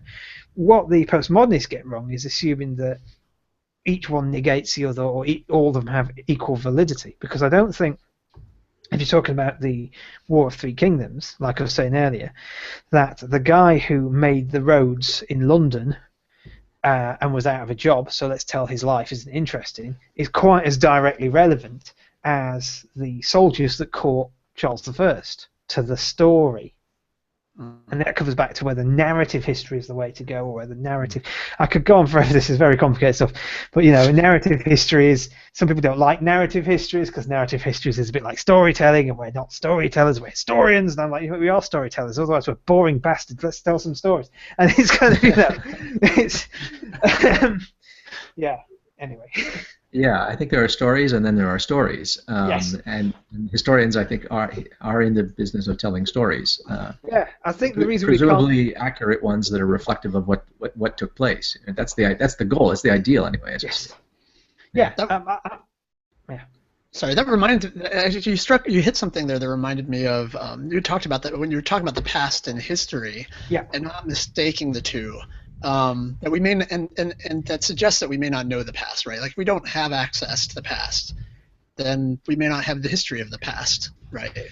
But that reminded me of that actually was what the Kuhn's bit was in chapter 10 was about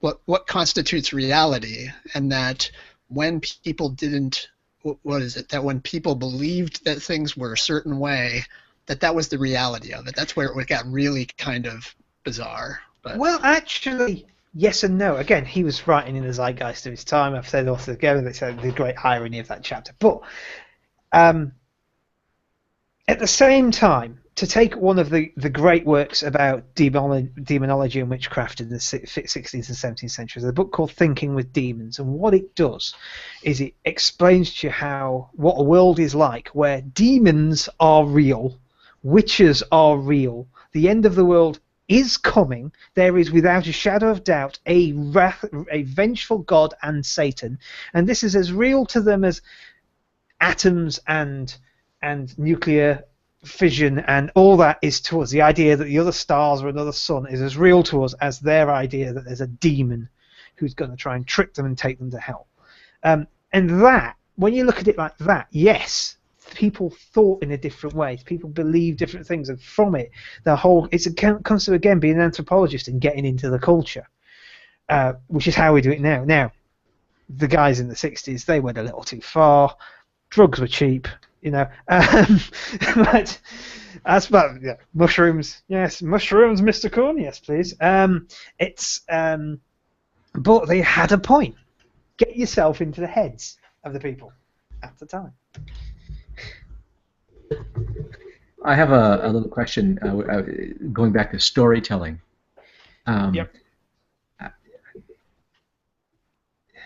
One of the things that actually got me interested in history was I was, as a teenager, in my middle teens, like around 13, 14, I got very interested in Dungeons and Dragons. I started playing Dungeons and Dragons, and I got interested in the Middle Ages because it's a game that's set in a kind of fantasy medieval world. And so I got interested in the sort of feudalism and guilds and you know, how did that world work, right? They didn't have a democracy back then. Yeah. What was their system of government? What was their monetary system like? What was a day like in the Middle Ages for a peasant, for a nobleman, right? For anyway, things like that. Yeah. Those kinds of things got me interested. Then you start reading, fiction and. And I think for a lot of people get into history, get more seriously into history through historical fiction. Yeah. And I'm thinking of works like I don't know, have you ever read Sarum by Edward Rutherford, or Master and Commander? You know, there was a famous Russell Crowe movie, Master and Commander, yes. by Patrick O'Brien.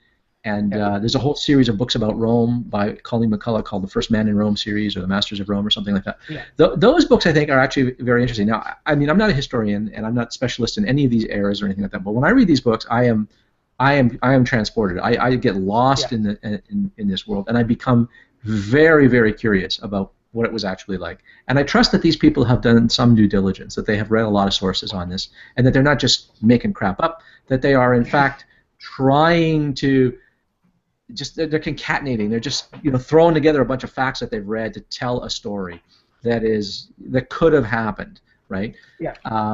And so one shouldn't walk away thinking that the story of Sulla or actually took place the way it did in The First Man in Rome, but it gives you a sense of what it was like back then. Is there any sort of historical fiction that as a historian you would feel safe and not irresponsible in recommending to people? Is there any series of books or any particular author or any particular work that you would recommend? There are a few. I mean, the one that leaps mainly because it's my era, it's my part of my field. It's fascinating. There's one by a guy called, I've just linked in the chat if you want to stick it in the main chat. Oh yes, great. I know it. Ian Pear's An Instance of the Finger Post. Yes, which wonderful.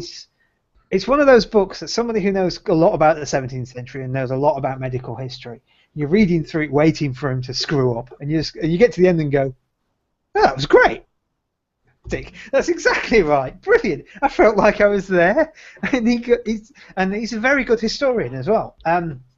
And the whole way he pulls together the idea of, the idea of physicians. Don't call them doctors because it gets very confusing. Yeah. Physics. And the physic, the physician.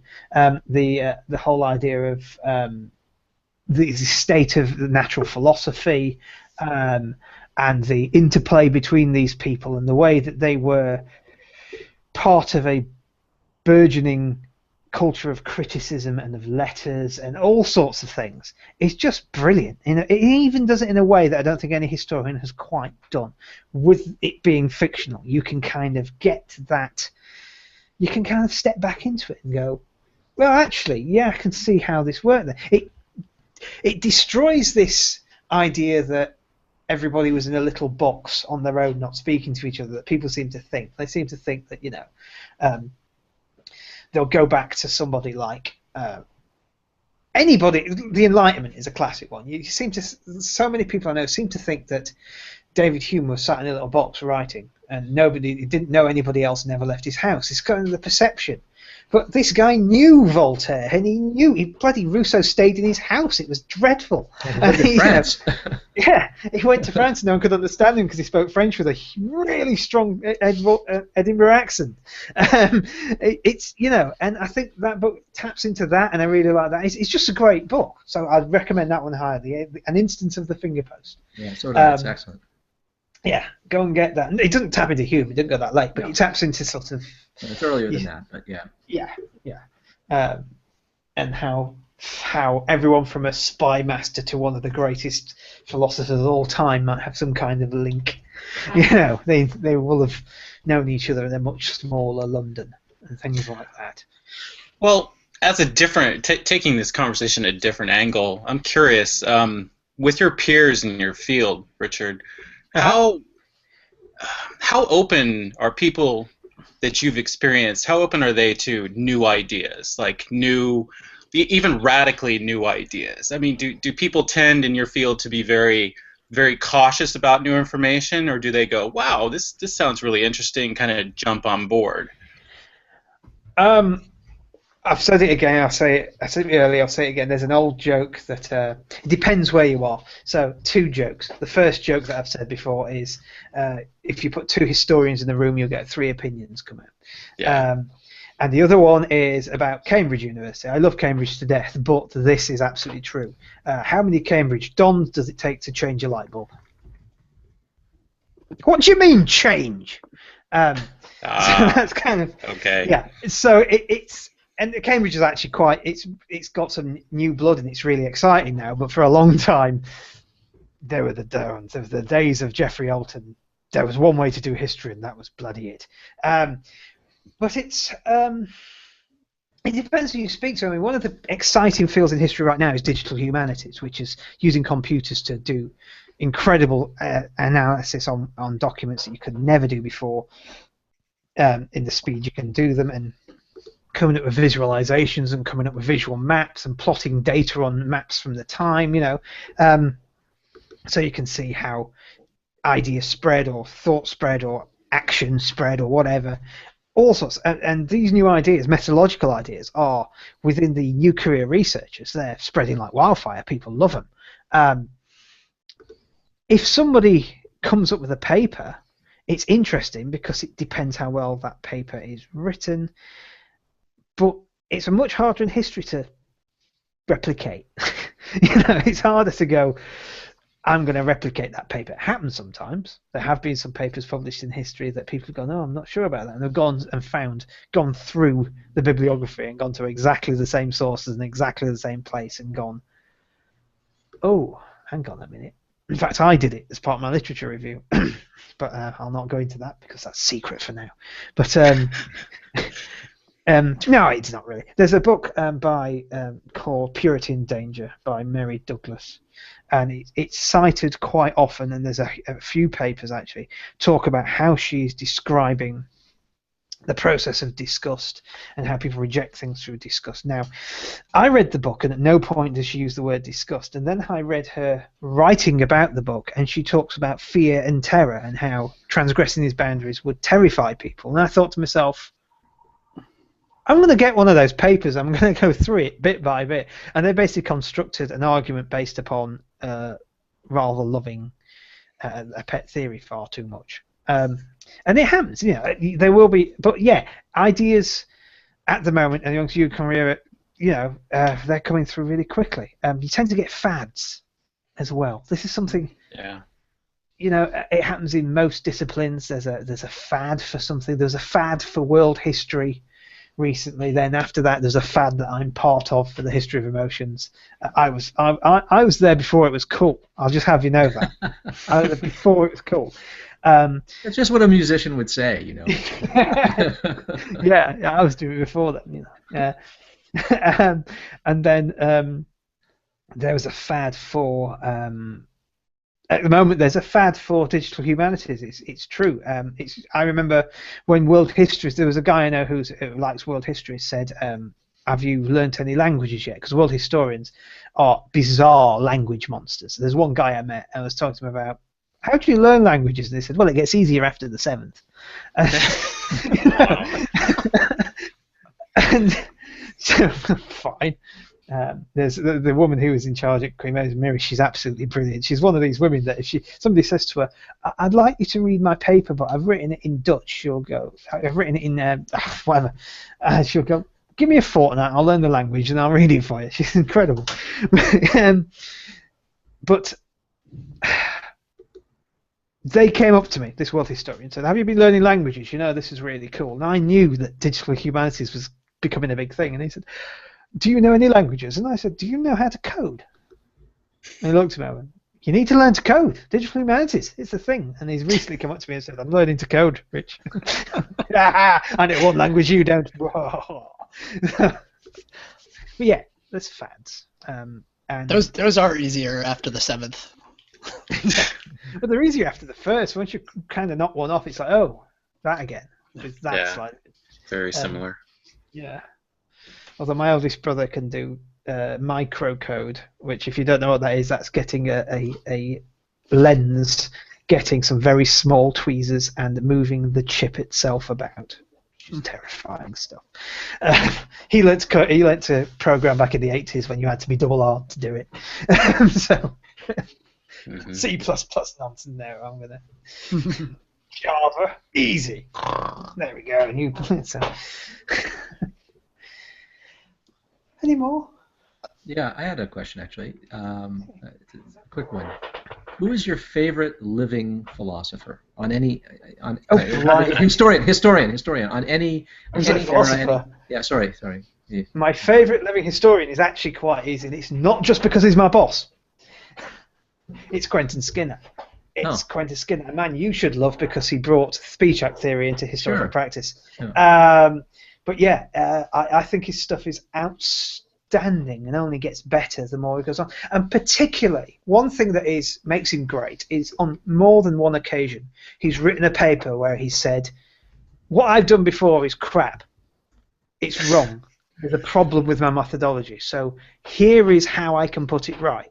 Wow, and he's admitted that there are mistakes in it, and he's moved on and done new things. I find his stuff is. I mean, this is a guy who just got his PhD. I mean, no, it's not his PhD. Just got his master's. Professor Quentin Skinner does not have a PhD because he doesn't like writing long things. He's a sort of papers man, and his papers are amazing. And he, I don't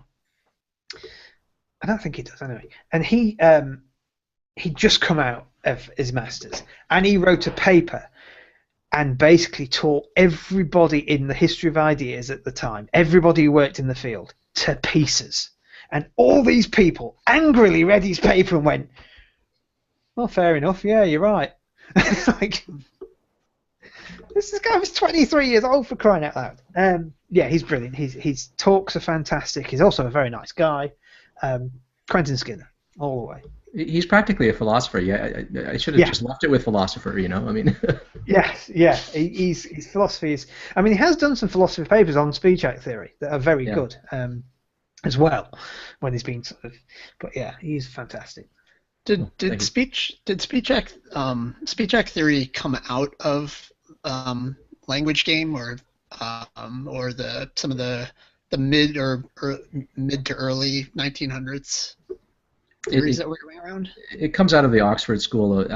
John Langshaw Austin is the father of speech act theory, but he is a sort of a direct intellectual heir of Wittgenstein. So that does come out of games theory. Yeah. And by games theory, I don't mean games theory as in game theory, right? As in game theory with a capital G, but just language game theory. Language, right? Because there were a lot within the language game. There were a lot of different component bits, right? Different. Yeah. So one way to look at speech act theory is to see it as a kind of formalization and a breakdown that looks at language games and breaks down what we're doing with words when we're playing all of these games. There's certain elements in language that cut across all of these games, and then there are certain elements that are peculiar to certain games. So we're doing things with words. That is, yeah. How to Do Things with Words is a famous book by John Austin.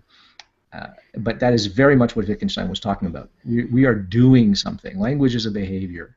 Language is an action. It's not just the expression of, thoughts in the head. It's much more than that. Thoughts in the head, according to Wittgenstein, is a kind of doing. It's a kind of action in the world. So I'm doing a video right now, or I've been working on a video for a bit now, that takes a little chunk of uncertainty. And as I was working through it, I was like, oh man, right through all of this is the speech act theory that I'd read in How to Do Things with Words.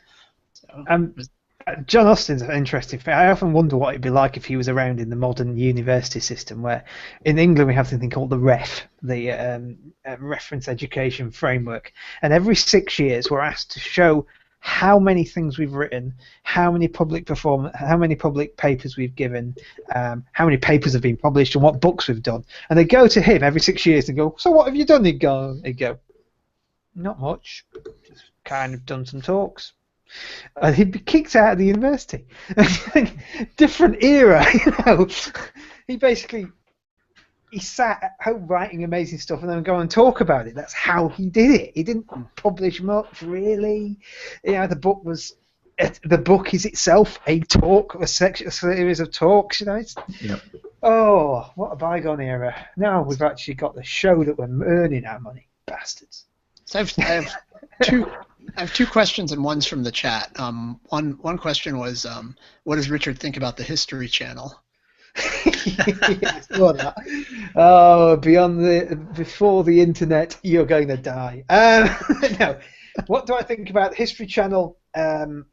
I don't know how aliens can be history, and not all that interested in sharks, although they're quite cool. Sharks. I just don't know. Once upon a time, I think it actually had some history on it. Yeah, it used to be the Hitler channel for a while. It was all about Nazis. Yeah, it was all about Nazis. It was Hitler's bodyguard, and then Churchill's bodyguard, and then Eisenhower's bodyguard. And there's a theme here. It's sort of, yeah, I remember. And then it stopped and started all being sharks and aliens. Have they done sharks that are aliens yet? Surely sharks are not of this earth.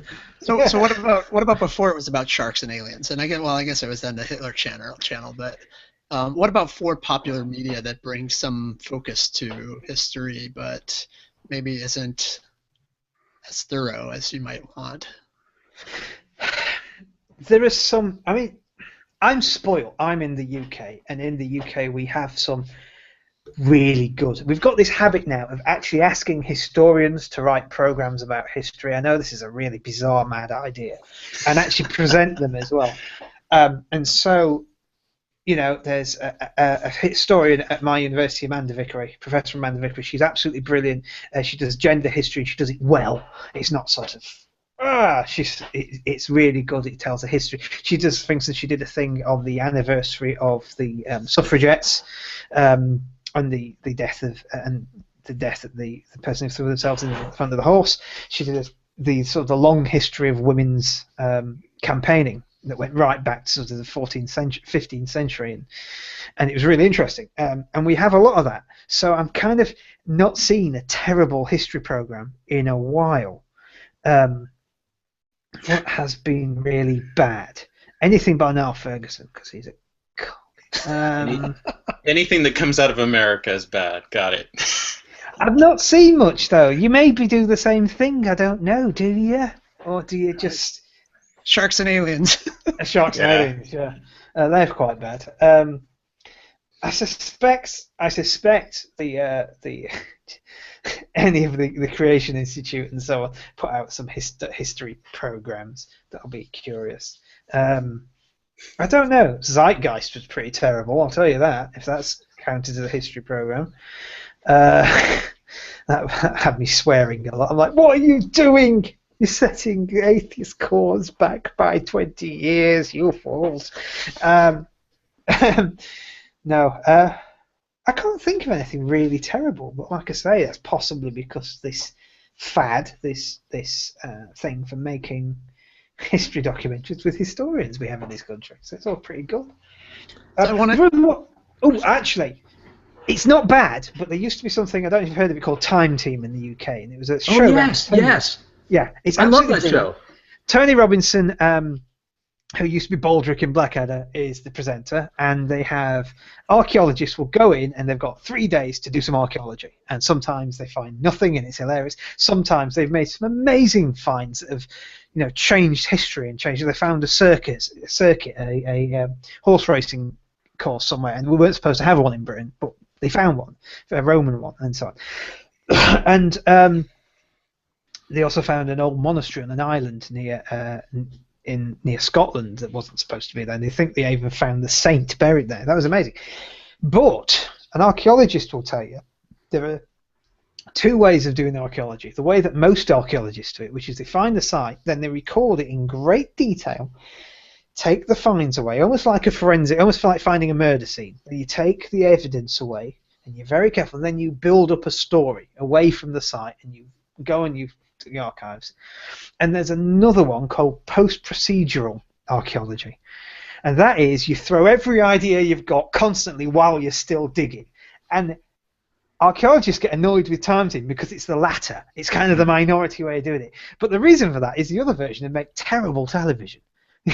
Like, we're going to sit. We now see our archaeologists sat around a desk talking to each other for 5 days.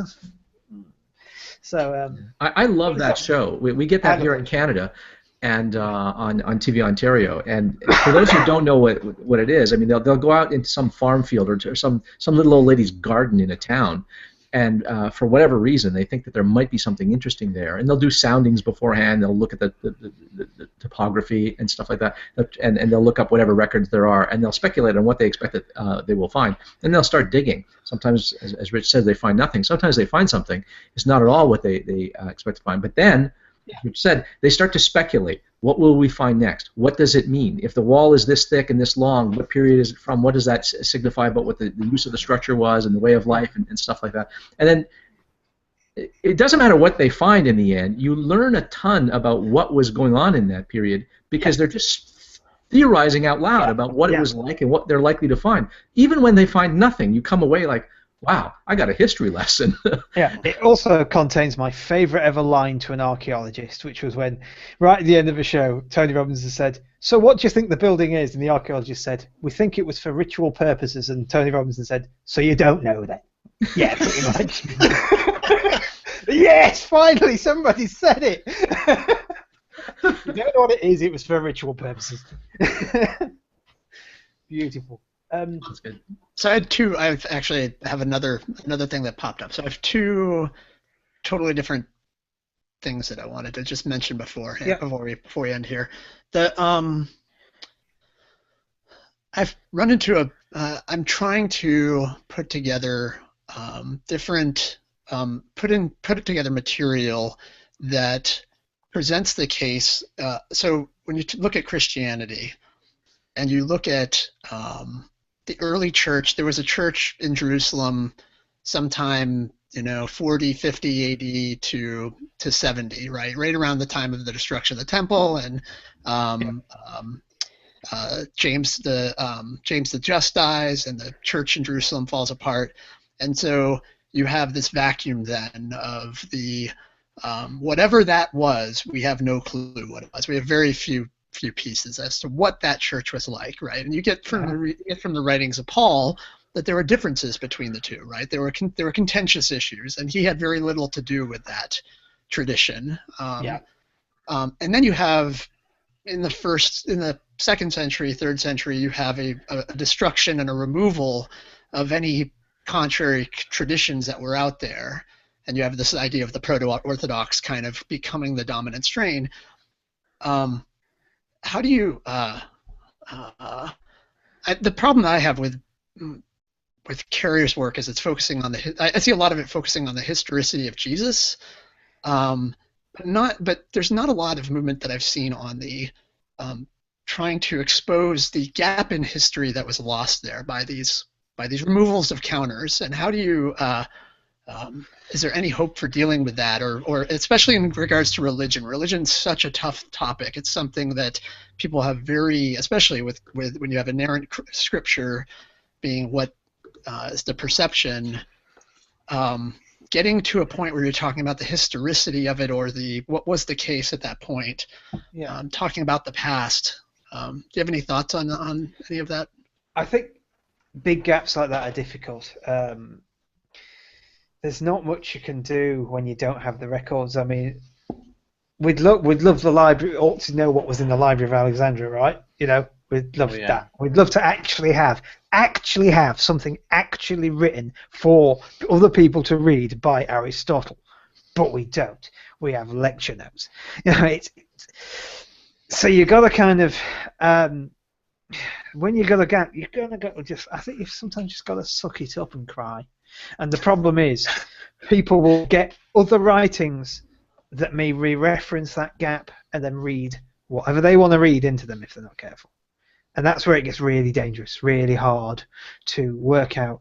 If there's enough there, they can take a subaltern view and try and find enough. I mean, most of the pre-Socratic philosophers we only know because other people later mentioned them, and so we know these earlier guys were around, Democritus and so on. And you can do that, but they'll be very careful. The classicists will be careful with pre-Socratic philosophers in a way that most biblical historians, who still tend to be quite religious, won't. And that's the problem. I mean, it's hard. It's hard to fill a gap. I don't know. I'm lucky. I'm in a source-rich environment where in my period, so I don't have that problem really. I just find even. Sorry. No, I was just going to ask. I've always been under the impression that the area that Bert is talking about, the 1st century AD, was one of the most well-documented areas or time periods in that area. Is that true, or is that just a myth? Depends who's doing the documenting, and depends how important they are. I mean, the Romans documented everything a lot, but if it mattered, it's like now you're not going to document a bunch of scrubby hermits in the desert if they don't really matter to you. Church in Jerusalem is a good case in point. There's just not much there. You have some writings hinting in the 2nd century. You have some church fathers writing of documents that existed that may have been used by that church, or may have been in circulation in that area.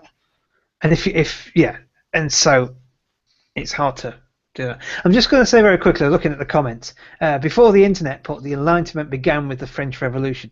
I have to correct that because this is right in my ball pen. The Enlightenment probably ended with the French Revolution. Right sentiment, wrong thing. The Enlightenment is kind of 1789 to 1799. Which exact date you're going to put on that between that depends which French Revolution historian you speak to. But it kicked off in 1789, so that's good enough for me. But some people think the Enlightenment caused the French Revolution. The very idea of criticism and the classes that went into the declare themselves a government, the third estate, if you like, were the kind of people who were part of this nation of criticism, the nation of letters, that would send letters to each other criticizing each other's philosophy. So there is a good argument that actually the Enlightenment is why the French Revolution happened. Just for your delectation. Anyway, sorry. I thought I'd deal with that. So the other thing that I wanted to hit, and I've hit this a couple points, but I wanted to see if either Ozzy or Kevin, or if you have anything additional to add, Richard, was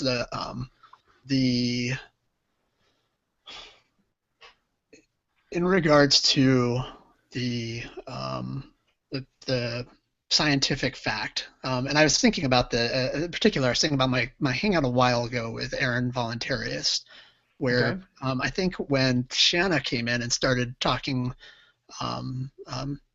saying some things about deism, and Aaron was going off, and there was an individual who was very strong in their assertions that, look, these are scientific facts. This is obvious. This is plain, and it feels like there's when you go back and you look at kind of the messiness of the discoveries, and you kind of you're disabused of this notion of this march, what was it, the heroic? No, the heroic age of science narrative. Heroic age of science narrative, yeah. When you kind of see the muck of it, and you're just a little more reflective on what you can speak to and what you can say. And the idea with paradigms, right, was that you have evidence that what is it, the theories being underdetermined, incommensurability. Yeah, exactly. Theories being underdetermined by the evidence, or I think paradigms being underdetermined by the evidence. So I've also put it as that the choice is you're working within a framework, and when you get into crisis science, you kind of lose your grounding altogether. You lose the confidence you had, and so then the questions really become open, and that's when it's really raw. That's when you can really see that, like, wow, this is not as clean cut, as I had thought it was. How do you get that message out there? How do you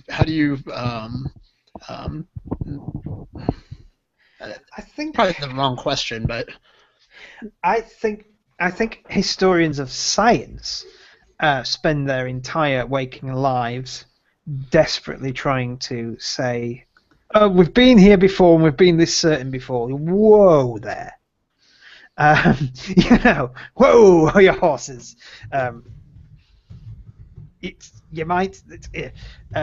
Presuppositionalists must love them, I'm not saying that I don't think there are scientific facts that I'd be happy to lay a bet on. Right. But I do think it's. I don't think you can. I think there are people within areas of science that. I know one particularly well-known scientist a little bit, and he recently, after a long Twitter exchange with a very good historian of science, started reading a lot of the back catalogue of philosophy of science, and has become much more open to his fallibility, shall we say. But at the same time, there are the conversations we've had in deep thought with people where it's quite clear that science is the absolute and we don't need anything else, and it churns out, it's a fact churning out factory, and that's what it is. And what can you do? How can you discuss that? That's the problem. It's the problem of dogma, right? I mean, it becomes a dogma for the. I actually think dogma can be a kind of a good thing in science. I don't think a scientific theory should be given up lightly, actually, but at the same time, it should be able to give it up. If they were given up too lightly, then we'd be changing our mind every 5 minutes. It'd be terrifying. It'd be really frustrating. Every time a paper came out saying, at the moment there's a Stephen Hawking's paper out where he's basically said, I've been wrong about black holes all my life. Actually, they do dissolve and they give energy back into the universe. And it seems to me, from the people I know, they're all sort of saying, well, we can't fault the paper. We clearly can't fault the man who wrote it. But we don't want to accept it quite yet. Right. And they're holding off, they're being almost dogmatic about it. And I think that's great because it needs a lot of... It needs to be shown to be right. He's basically making an extraordinary claim. He's providing extraordinary evidence as well. But, it's sort of... And don't take me wrong. I'm not saying that I don't want to... I want to be certain about things, and I want to be able to say that I'm certain about things, but what that means is different than what some are meaning when they say that, right? Hawking's position is only problematic if you can't be wrong about it, or if it is asserted in a way where you're then eating shit because you leveraged it too heavily, or you said too much, you overstated your warrant essentially, right? Yeah. I'll put it like this: Richard Feynman, who's amazing, he said that he called certain things. He called psychology a cargo cult science, and the reason he said that at the time was because he said that he would talk to a psychologist, and they would say, "I'm doing this experiment," and they'd say, "Okay, what you based it on?" He said, "Well, there was these experiments done back there, and they had this result, and so I'm going to do that." And he said, "Yeah, but have you done those other experiments? Have you checked that they're okay? Do you know that they're worth believing?" And she said, "Well, not really. I've just..." And he said, "Well, you've got to go back there. You've got to check that's okay first before you can do this." And I sometimes think when people just say, "Well, that's true," you're dangerously going that way. You got to sort of do your homework and make sure you understand the working out. I mean, I never argue with a physicist about physics because my mathematics is total shite. So, that's why I do history. I don't need to do maths. There are these things called economic historians, bizarre creatures. But they do mathematics, stats and things.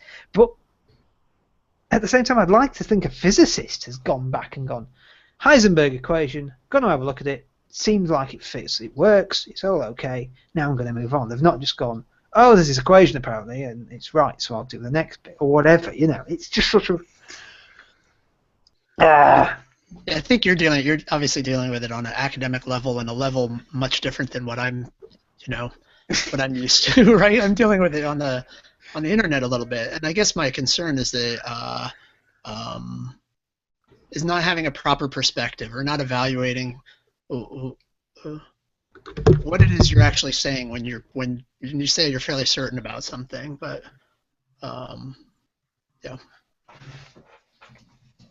Yeah, I have a lot of strong opinions about what you said, Bert, and I completely agree with you. In a way, and it goes back to what I was asking Rich about with regards to how open people are I think if you think about it, anytime you put a book out into the popular press and people read it, if you get something wrong there, I mean, it's kind of attached to your ego. I mean, how do you go out and essentially say, well, some of the things that I said in this book were wrong when it's out there for everybody to read? I would argue that those of us who've been through the academic process, I haven't even finished my PhD yet, and the number of times I've had the academic shit kicked out of me and had to go away, stick my bottom lip out, and go, I think they're right, you know, and change your position and move on. I think if you're at the point where you're an academic releasing a book, especially a book that's gone through somewhere like Cambridge University Press or Harvard University Press and therefore should have been peer-reviewed, or a paper, you should be pretty tough by then. If somebody points out that something's wrong, your answer should be, actually, there's a guy I kind of know put a paper out about the statistic for the likelihood of a conspiracy theory happening, and an error in his maths has been pointed out to him, and his response was, thanks very much for the feedback, I will edit it, correct it, and if there's any retraction needs to be made, I'll do them. That's how to do it. And hopefully by the time you're doing that, you've had your face kicked in so many times, you're big enough and strong enough and ugly enough to do that, you know. Not quite there yet. I'm still going, no, don't. Got to develop that thick skin, in other words, right? Yeah, you have to. I mean, there's that famous cartoon of a guy at one end and guys with knives and swords and axes and things, and at the end it says peer review, and underneath it said they've made peer review easier this year.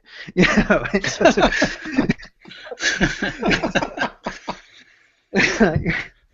I think Kevin, I think my issue is that it ends up being when we get into discussions and then you have somebody saying that and wanting to kind of privilege themselves to that ground, it becomes special pleading, and the person can see right through it. That's the problem. Is that I feel like we don't have to take those positions. It's so much better when you can just be straight about what it is you can speak to, and there's good reasons to think these things the case. Like I feel like it's so much stronger.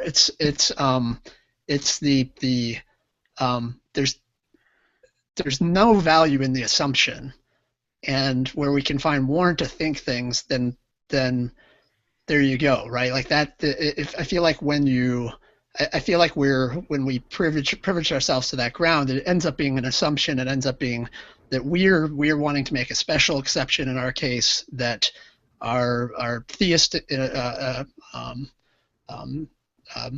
individual that we're talking with, we're poo-pooing theirs, and then we're just taking that same ground ourselves. And so I think that's the hard part. So yeah, Kevin and I were having. Oh, go ahead, Rich. I was just going to do an aside based on the question I've just read. We'll come back to this, but somebody asked, Alexander K asked, what would Richard give to get one full day access to the Vatican Library Vault? Now, I'm going to pierce a balloon here. I'm going to pierce a myth that Dan Brown's responsible for, in my opinion.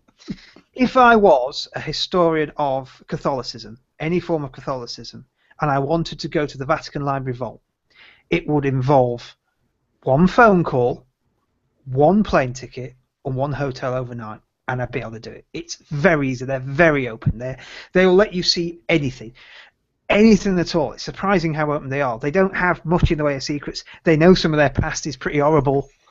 They're happy for you to go and investigate it and tell them that your past is pretty horrible, because their answer is, yeah, but we're not those people anymore, as you know. It's maybe the case. So yeah, Dan Brown needs a slap for that. It's easy to get into the Vatican Library. You just make an appointment. Yeah, but you can't get into the basement library, though. That's different. Yeah. No, Yeah, I've got a question for you along those lines. And I mean, I know what I would answer if asked this question, but I'm curious what you as a historian would say. Uh-huh. You can go back in a time machine for one day. You can visit any era, and you can do anything while you're there. You can even change the course of history if you want, because you're going to be there for real. You're not just going to be an observer. I mean, if it's not too much to ask, where would you want to go? What would you want to do or look at or see or experience? Where would I want to interfere with? Or interfere with, yeah. Yeah. Other than pushing Hitler off the balcony at the Nuremberg rallies. That's an obvious one, isn't it? Oops, sorry, Führer. That's a hard one. It's probably I want to go somewhere where there's a gap because I'm a historian. Normal people want to go to things they've heard of. I would want to go. We don't know what caused that. I'm just trying to think of a good example. I would want to go, just off the top of my head, I would want to go to 1517 to Wittenberg, and I'd want to stand outside that bloody church and see if it really nailed those theses to that door or not. And were there really 95? You know, when you say theses, it sounds like you're saying feces. I know, I have to be really careful with that. I have to be really careful with that. When you first talked about it earlier, I was like, what the hell? What feces was nailed? Oh, theses. It's the same bloody word with different letters. It's really infuriating. Theses. I like the idea of Martin Luther throwing shit at the door. That's good. Yeah. No, because as far as we know, we didn't. And even if he did, they were in Latin. So most of the churchgoers who couldn't even read bloody German would have had a clue what they said. So I don't think he even nailed them. But I'd like to know if the event that tore Europe apart for 300 years and continues to produce weirdos in Texas doing strange things like in very odd churches, if that even happened, I'd be really curious about that. My German would have to get better. But, you know. Ozzy, before Richard talked about the Vatican Library, you were saying that you and Kevin were talking about something? Yes. Or? This is going back to sort of the heroic age of science, business, and this idea of peer review. And Kevin and I were talking about this the other night about peer review. That we hear this a lot. Peer review gets tossed around an awful lot by science boosters as this gold standard, as Kevin put it. And the thing to understand about peer review is this is not the gold standard that establishes the veracity of something. It is the lowest hurdle that you have to clear for your ideas to begin to be evaluated, right? That you have to put your ideas out there and you submit them to a journal or publication. The editor looks at that, goes, yeah, okay, I read the paper, yeah. I'll send this out to a few reviewers who will be qualified experts in the field. They'll read the paper. Normally, if you have some worry that someone in your field is going to, preemptively reject your paper because you have a grudge with them or they just disagree with you ideologically, you can just say, do not send it to this person. I don't want this person reviewing my work. You can do that to get around that kind of institutional bias or personal bias. And then they review the paper. And they don't just pass-fail it. They write a review of it. They tell you what's right with it, what's wrong with it. It goes back to the editor, the publisher, who will look at it and go, okay. And then they'll send that back to you. And sometimes they'll say, here it is, yeah, we'll accept it, but there are these problems you might want to address, and then resubmit. Or accepted without revisions or whatever, right? Or just outright rejected. Okay, try again. And then you can shop it around at some other lesser journal that's not quite so prestigious, and maybe you'll get it published there, right? Yeah. But that's what peer review is about, okay? Among other things, that includes that. When we talk about peer-reviewed publications, right? That's what peer review is about, and that doesn't establish that your conclusions, your findings are correct. It just means that you have done your due diligence, and methodologically, your peers think, yep, this is worth considering. This is the lowest hurdle you've got to clear. Yep. Right? It's nothing more than that. And if you can't clear that, oh, well, you've got a problem. If you can't get that far, you've got a problem. There's something crap about your work and your ideas.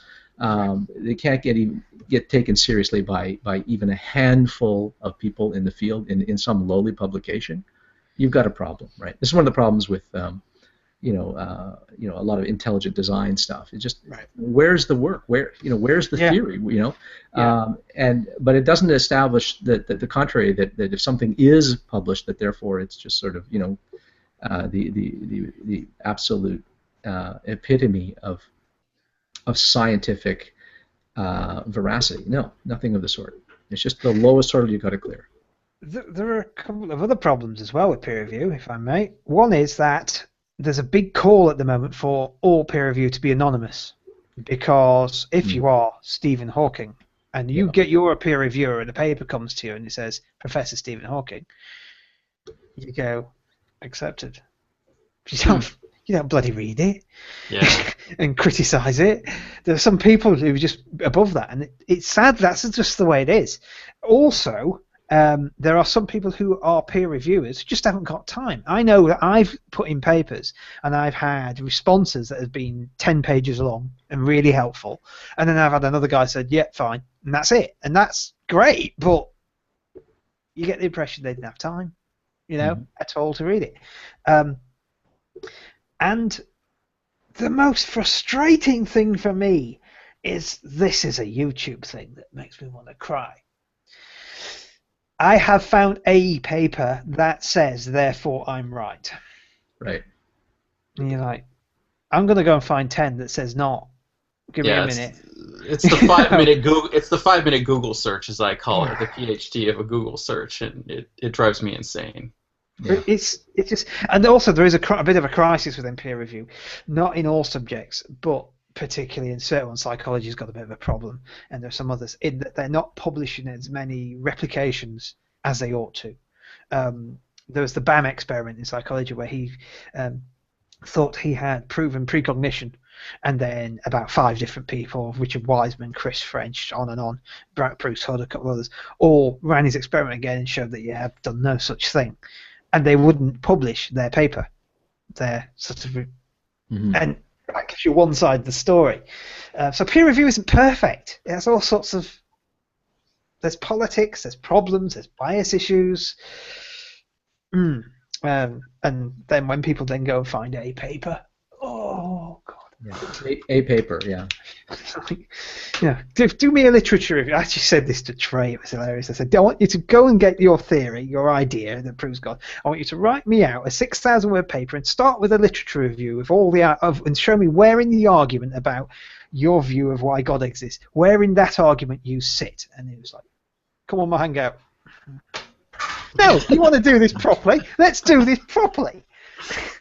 Send me a paper, I'll review it. But that's interesting, the idea of a literature review that people don't appreciate, right? And this is something that you have to do in any field, whether you're a historian, a philosopher, or a scientist, right? You have to do a survey of the literature. But people who are sort of not academically trained have a tendency to think that doing research consists of exercising a little bit of Google foo and typing in a few keywords and looking through some articles and going, here's some keywords there, and this paper seems to support or says something consistent. It doesn't have to support what you're saying. It's just not inconsistent with it. It's just consistent with what you're saying.